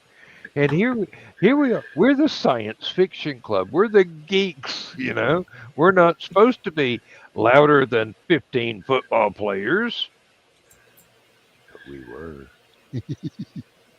It was fun. Oh, Lord. That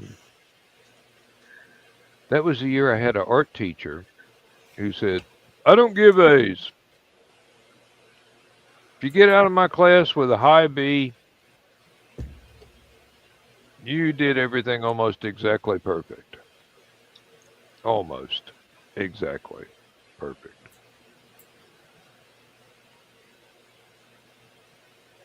She didn't give out anything but A's that year. That quarter, excuse me. I was with the most exceptional bunch of artists.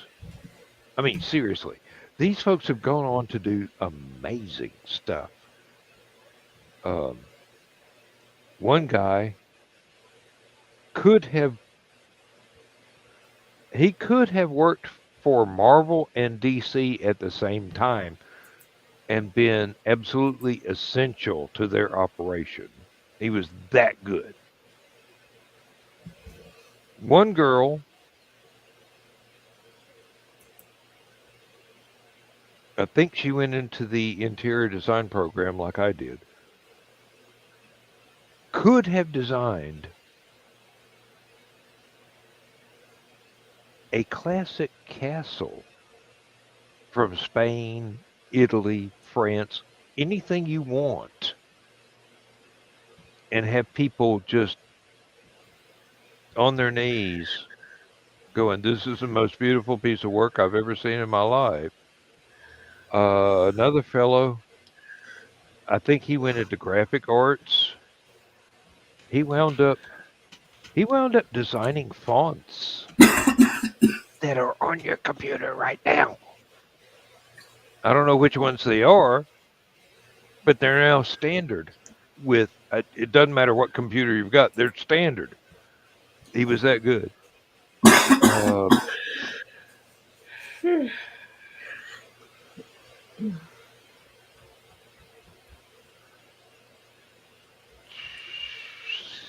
Okay, we got about 7 minutes left. It's time for me to shut the fuck up. Why? Yeah, because y'all are more entertaining. Or, well, you know, I haven't heard your stories as often as I've heard mine.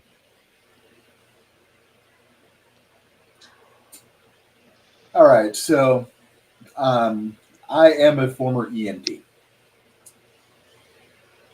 I got into EMS because of peer pressure. I moved out for a short period of time. My roommate was an EMT, brought all their EMT friends over, and I'm sitting there. I'm like, I understood that word, so I became an EMT just so I could know what the hell was being said in my own apartment. So my buddy Don was one of the people that peer pressured me into becoming an EMT. and passed my finals for class. Passed my finals with flying colors, highest grade in the class. Passed my practical for the class. So I was on to take the practical for state and then go take the actual test for state to get my certification. The school was about half a mile from the bar. Don was working that night, so I go and I'm like, all right, hey, I passed. I got the 97, passed the class. There was also another bouncer working that night that was kind of a dick. He thought he was smooth. So he put liquid cocaine into a brandy snifter. Jägermeister, Rumpelmans, and Goldschlager. I hate the smell of peppermint. I hate the smell of cinnamon. In a brandy snifter. So you have to smell it as he's like, shoot it.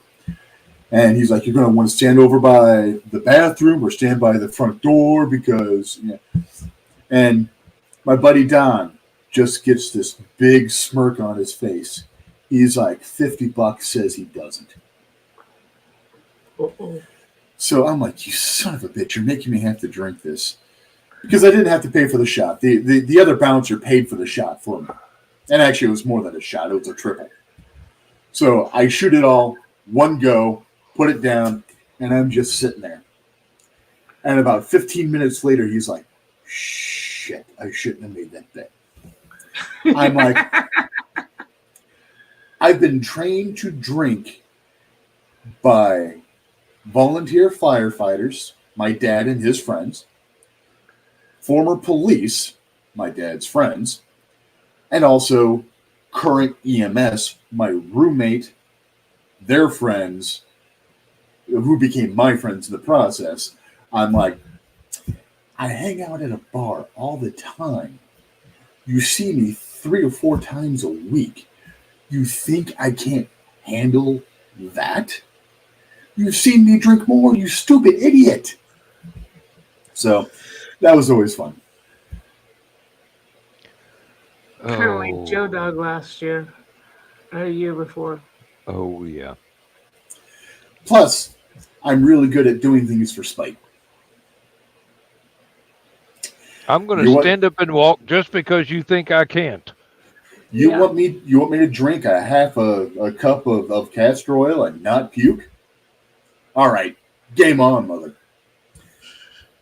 But you got to wipe my butt tomorrow when I've got the runs.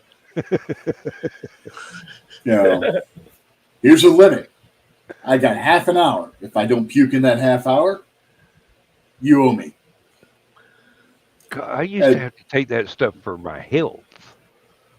Mama got it into her head. Yeah.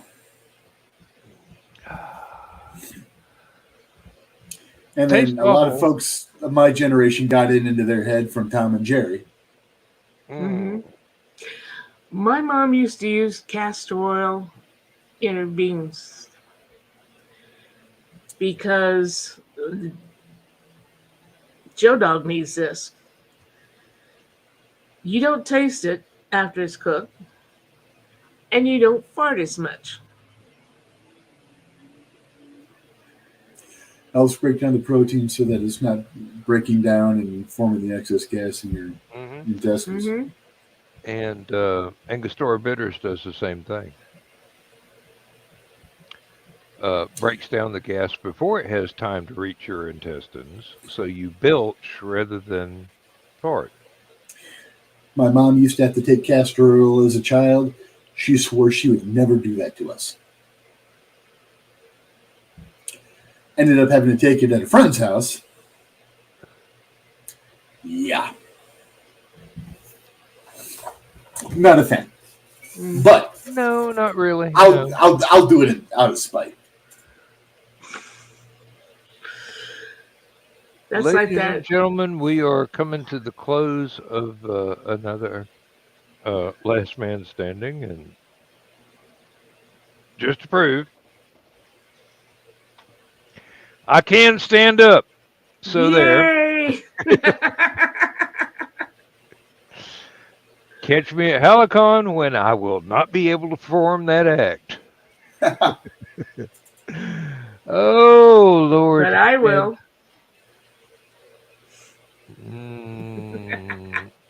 Not going there. Not the green room. Not the green room. We'll see if I'm able to stand come Hallowcon.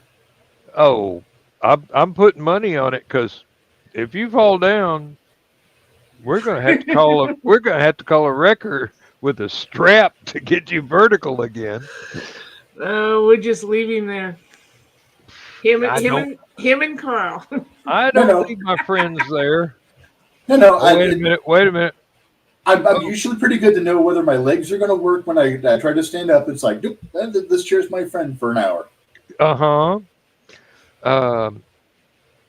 I've got to tell you, Chris Walker and I, that Sunday night after you and Carl left the con, we drank Joe Dog under the table. Chris put him back to bed. He showed up again, and I gave Chris the best advice I could ever give him is there needs to be an official Hallowcon wheelbarrow. Joe Dog's the only one that could fit in one. Well, not really, but hey, Joe, how you doing? Howdy. Hey. I was just about to end the show when you popped in, but you know. How is it out there? Hey. I'll make sure to bring my wheelchair in case. Roads are a little treacherous, to say the least. It's so cold out that we're not even spreading salt. It's at that point where it's not going to be effective. And on the plus side, it's quit snowing, but it's blowing and drifting. So even if we spread salt, it's just going to make stuff worse. Yeah. Well, the good news is it quit snowing. So if any of it gets down here, it's not going to be that bad because it's got to go 2,000 miles or 1,000 miles anyway. Well, it's quit snowing here in Lake County. Richie, with being in LaPorte County, we all know how the lake is about to screw you over. Yeah, it's not snowing here at the moment. It has been snowing for a while, but the way that the National Weather Service was saying, there's bound to be a couple more bands of snow coming through too. Yeah. I've got to look that up, make sure that. My county. How many coats I have to wear, along with my insulated coveralls tomorrow. So whatever snow is forecasted for, like, the 5 counties that surround my county, they'll get like maybe a third to a half of that snow, and then the other half of all those counties' snow ends up in mine. Mm-hmm. I have left my house in Lake County in blue skies and sunshine, and looked at the wall of snow that I was driving into on 8094, heading towards LaPorte County. It can literally be blue skies and sunshine, and 2 counties over, they are getting 2 inches or more an hour. Mm-hmm. Like I said, we get whatever the other counties around us don't. Yeah. You're supposed to get 4 inches of snow. They get 1 inch, and we get the other 3. For all the counties. Mm-hmm. There was one year I almost lost Crow in the backyard. Almost lost Crow in the backyard? Yeah, she was only 6 at the time. They were only 6 at the time. But they were still almost 4 foot tall at that point in time. But yeah, we almost lost them in the backyard. The snow was that deep. Yep. Mm-hmm. I remember the dogs were not happy. I remember living in Flint, Michigan, and my dad holding me up to look out the window. The house was the floor was about 2 to 4 feet above the ground. Mm-hmm. the snow came up to the middle of the freaking window. Mm-hmm. And Dad kept asking me forever after, do I want to move back to Michigan? Not even at gunpoint. No. Yeah. When we lived at Rossville, one year the snow was as high as my second story bedroom window. I did talk to my neighbor who also worked. He actually works at NDOT still. He was out plowing for our Crown Point unit today. I had mentioned that I noticed 8094 was looking a little rough, and they have what's called a tow plow. Basically, it's a plow truck with a trailer that is also a plow that will swing out, so they can do 2 lanes at once with one truck. Has its own salt system, the whole 9 yards. Yeah, apparently that went down like 4 or 5 times tonight. Ooh, Ooh. not good. No. You going to be able to get home safe, Joe? Oh yeah, I'm plowing my town. Oh, okay. Yeah, I've got 6 or 7 streets I have to worry about at night because they're the main thoroughfares, and I only live about half a block from the actual yard where we have the plow trucks and stuff. Oh, that's good. That's good. Mm-hmm. For some reason, I was envisioning things that I had seen online, like there are places in Alaska that get like 40 freaking feet, and it's normal. I mean, they keep the roads plowed, but there ain't nothing to the side visible except a solid wall of ice. We had one night when I worked at NDOT, I got called out. We were getting hit with lake effect snow. We had 20 inches dumped on us overnight. Mm. The only way I was able to spot my little white Chevy Cavalier that I drove at the time was due to the antenna sticking off the back of it. Now, down here, it takes exactly 3 snowflakes to shut Atlanta down totally. Mm-hmm. It takes... Stays open for a hurricane. Closes for 3 flakes of snow. Yeah. Well, I mean, it's They over also don't have the 200 miles resources. from the coast. Hurricane, by the time it gets to Atlanta, is just a stiff breeze with a lot of rain. Tornadoes, you got stuff you got to rebuild after that.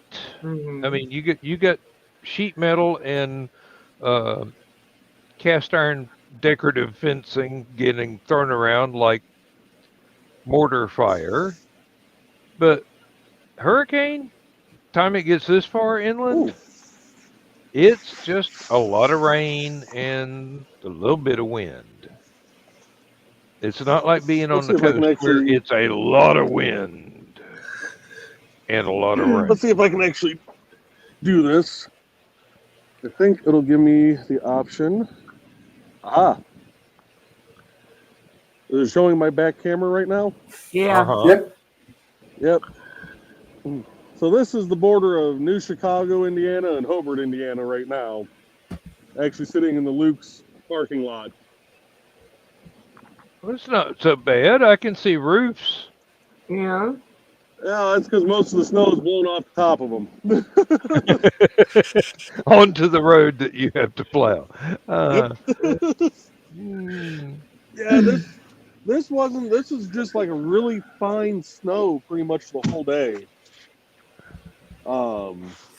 Yeah, it almost looks like sugar because I can see it on the balcony here. Mm-hmm. Yeah. Same here. Yeah.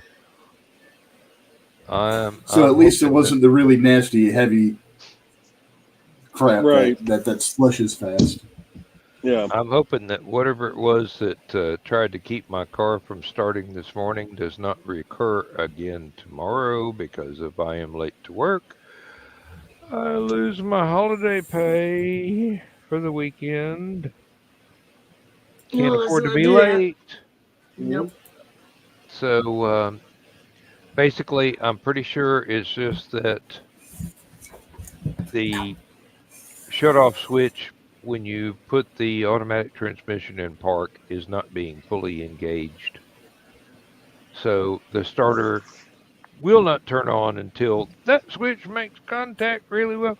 But I have to tear out the entire dash of the car to be able to get to the switch to adjust it a little bit forward so that it gets pressed further. Probably about time to replace that switch. I don't know why. It's only got 130,000 miles on the car. When I bought it in 2007, it had 22,000 miles. And I'm going, wait a minute, where did I go? Oh, Knoxville, Atlanta, Chattanooga, Knoxville, Atlanta, Chattanooga. Didn't go to Florida. Okay, I'm good. I didn't go to Florida. That'd be, God, half a continent. I did not know how big Florida was until I was on my motorcycle trying to cross it from west to east East. and then from north to south. It's a Logan. I was in Dallas Fort Worth and I had to go to Daytona. It took me 24 hours and I only stopped for fuel and food. I did not sleep for 24 hours. When I got where I was going, I slept for 18 hours, but I had a whole week of vacation time, so that was just the first day. So, yeah, that was a fun trip on the bike. I went from Athens, Georgia to Houston to Dallas. Stayed a couple of days with an artist friend of mine there, and then went from Dallas to Daytona. It took about 13 hours to get from Athens to Dallas. Took 24 hours straight to get from Dallas to Daytona. And then a week later, I had to get back on the bike with my sore, aching, bow-legged legs and go back to Athens. Parked that bike, did not take another long-distance trip ever again. I should have took Bill Shatner's advice and worn pantyhose or tights or something to keep my legs from chafing. But I don't think he'd even said that anywhere at that time, so I didn't have that advice available to have, and I would have felt really silly, no matter how much it would have worked or didn't work. But yeah, these things, they happen. I call it a learning experience. Okay. I hate the motoring public. I just saw a little Mini Cooper go, for all it's worth, down Ridge Road here. Oh, God. Oh, man. With no headlights or anything on. Oh, God. Doesn't have the back of his vehicle even scraped off, so even if it hits his brakes, I don't know that the light's going to shine through. This is the stuff I see. Yep. On the roadways. I can believe. I can believe. Oh, just one of those things. we've got a local bridge that has been undergoing, God only knows why they decided it needed to be repaired because it hadn't fallen through. But Yet. we're Well, that's in why it needs the to be repaired so it doesn't fall through. well, yeah, I would get that, but it was the second edition of this bridge, and the first one had been there for, I guess, since the 40s, and then in the 70s it got replaced, and now they're replacing it again. This is the 8th month of construction on something that is less than 100 yards long. They ran into some unforeseen issues then. Mm-hmm. Georgia DOT, they ran into some senator or representative that put the budget in their pocket instead of giving it to the DOT. Like I said, I don't know why they started in the first place. There was nothing wrong with what was there. It wasn't in the slightest bit dangerous. Well, normally for a bridge deck, if it's maintained well, and the beams underneath are maintained well, you can generally get about 50 years out of a deck. Well, yep, that's about how long they got. Now, Maybe, in that 50 maybe it's years, not so remarkable. There's a lot of things that can happen. We had one bridge that when we took the bridge deck off, the ends of the beams, instead of staying flat, were coming up, which made it really hard to put back together because we were turning it from a normal end bent into a semi-integral, which means it's poured in with the deck. So we had to change the way we were going to pour it and start more towards the center and work our way towards the end so that the weight of the concrete would push the beam back down and allow us to pour it in. We ran across lead paint on the That bridge. lets you know how old it was. Yep. That when they're taking a bridge, if you're ever going through a bridge project and they're taking the deck off, you won't see it on the beams that are exposed underneath generally, because those get repainted every, I don't know, 10 years or so, roughly, probably. But the beam, the top flange of the beam that's covered in concrete, won't be repainted until the deck gets replaced. If you see orange paint on the top of that beam, it's not rust. It's lead. Mm-hmm. At least for here in Indiana. I would probably, given the period that it was constructed in, I'd probably say that was pretty much universal with the highway program that got started. We've got roads out here that were designed for airplanes to land and take off. I mean, seriously, they run straight for 50 miles, but they've got hills and valleys. Yeah. So basically, fighter planes going up the hill, take off. And I'm going, that'd be a hell of a lot more effective plan if you didn't string the electrical wires across the highway. Supposed to go alongside, not across every 10 feet. But, it was the 50s. There's one place, it's all concrete slabs. The entire road. No blacktop, just concrete. As you go across it, it's like you're riding trigger and you're galloping.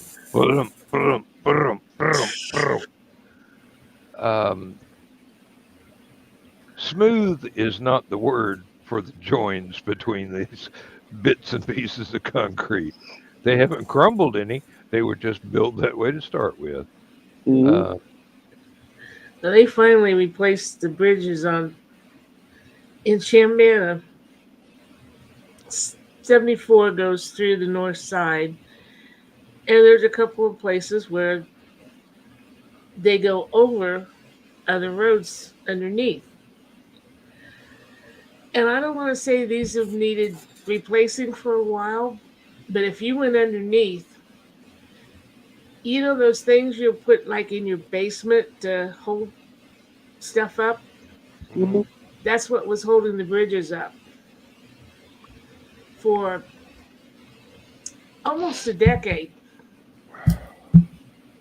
You go under, if you went, was on one of those streets that went under that you could look around and you'd see all these. Braces. Yeah. And like So, one year there'd be one, and then a two, and then three. And I'm not sure how many they had under there, but they finally repaired all the bridges across 74 there. And I really do not know how they went so long without a semi or something going through over well, those braces and knocking them, and the vibrations knocking them out from underneath the bridges, and the bridges just collapsing. We had one near Atlanta that for some reason under the bridge it was used to store old tires. And then it became a homeless encampment. Mhm. And then there was a fire. Ooh. We're talking everything melted on that bridge, including the mhm. concrete, which I don't understand, but I'm sure there's a perfectly logical explanation if I knew the physics involved.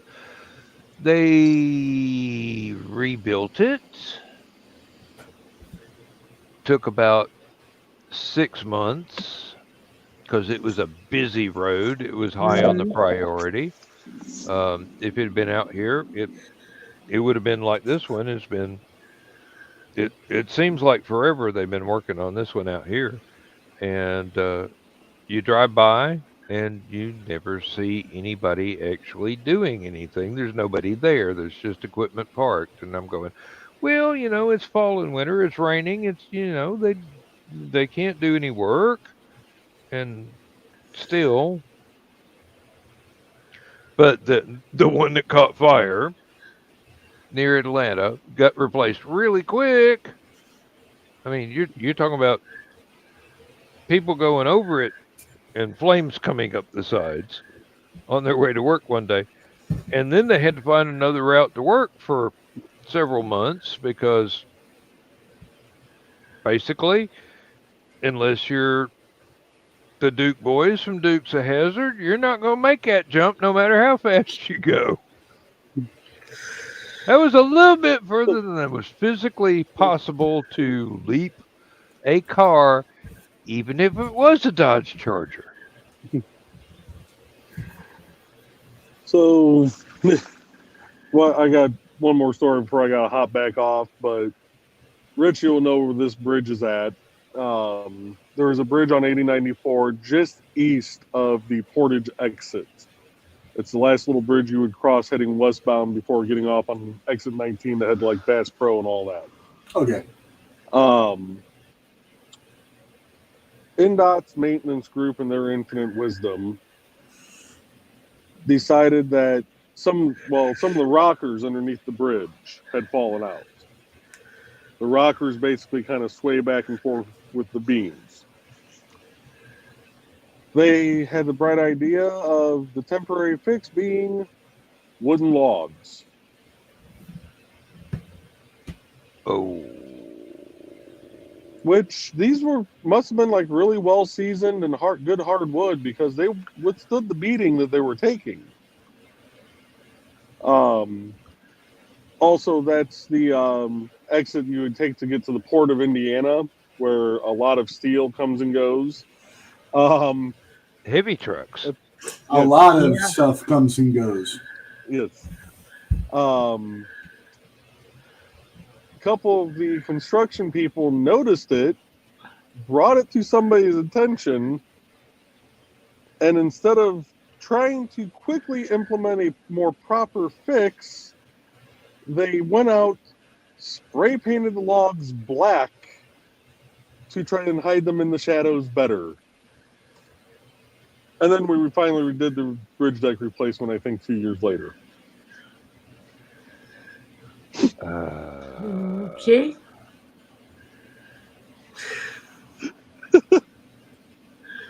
But on that note, I'm going to go have fun in some snow, battle these drifts again, and I will see you all later this evening. Yes. Be safe, little brother. Be safe. Yep. Have a good night, guys. Night. You too. Be safe. And for you two guys still doing that W word, maybe we better call it a night, morning, or something. Yep. I was thinking exactly the same thing. The alarm clock goes off at 6 o'clock, whether I'm in the bed or not. And it is now 1:27, which is about the time I usually collapse anyway, because I get home, I sit and try and watch some videos and sleep through most of them, unfortunately, and then wake up about 9 o'clock and go, okay, now I've got to take a sleeping pill at 2 so that I can get up at 6 and do a full day of work. How many more months? Kidding?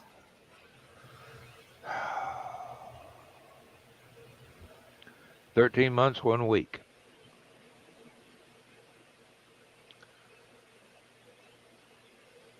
Lindsay and I are already talking about what are we going to do when you retire? I go, never turn on the alarm clock if we're not at a convention. And she knows from my tone of voice that is exactly what I mean. No more alarm clocks. Ever. Except in convention or emergency situations. Now, oh yeah, that sounds like my bedside. Rattle, rattle, rattle. Yeah. Say goodnight, Gracie. Good night. I was trying to figure out if I took my meds or not. Hey, go ahead and take them now just to be sure. I forgot I did that right next to the microphone. Sorry. That's okay. I did not mind. I did not mind at all. Love you both. Thank you for being here. Thank you for making this an entertaining show. And we shall see you in the green room anon. We'll be there. I'll be there. I've got nowhere else to be. Carl will be awake briefly. If traffic is decent, I might be late getting to the green room because Friday night is my family's, well, my wife's family side Christmas thing. Understood. We will wait. No, you won't. You'll make me catch up. Well, yeah, I mean, we'll still be there is what I mean by we will wait. We won't go away and shut it down until after you get there.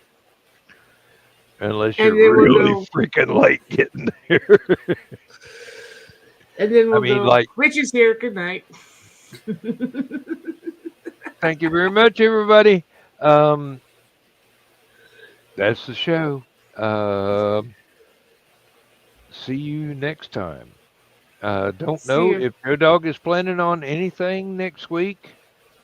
may not have any shows of us next week, neither Stupid O'Clock or Last Man Standing.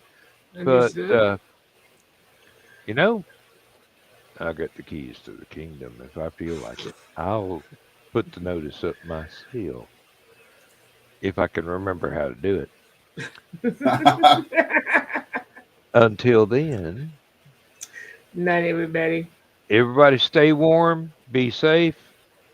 Merry Christmas. Happy holidays, whatever you celebrate. And if you don't celebrate everything, have a hell of a day. Yep. If you don't celebrate anything at all, hey, hope you have a good time. And with that, we will say...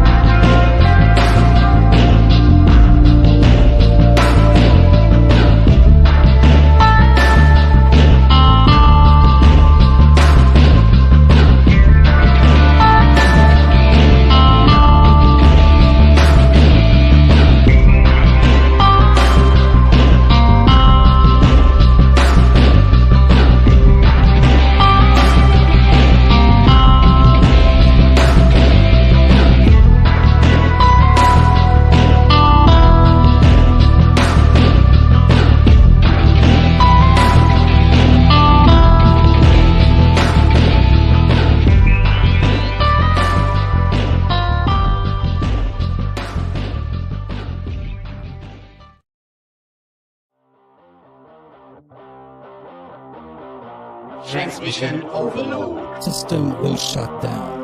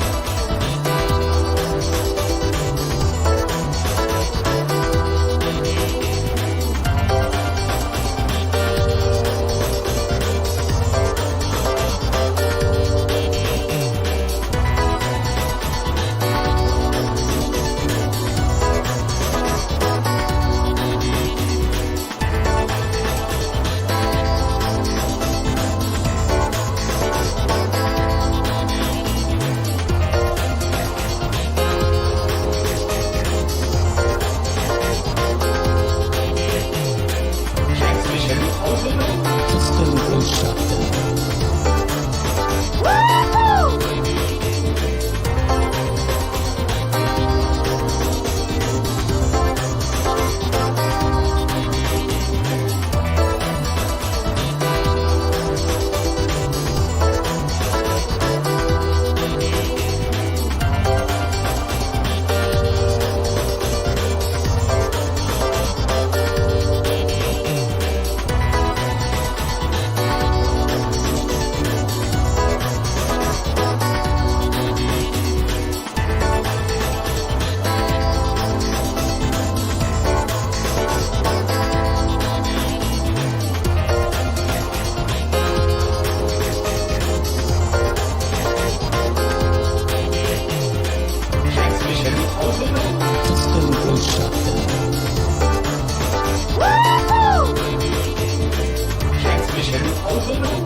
System will shut down.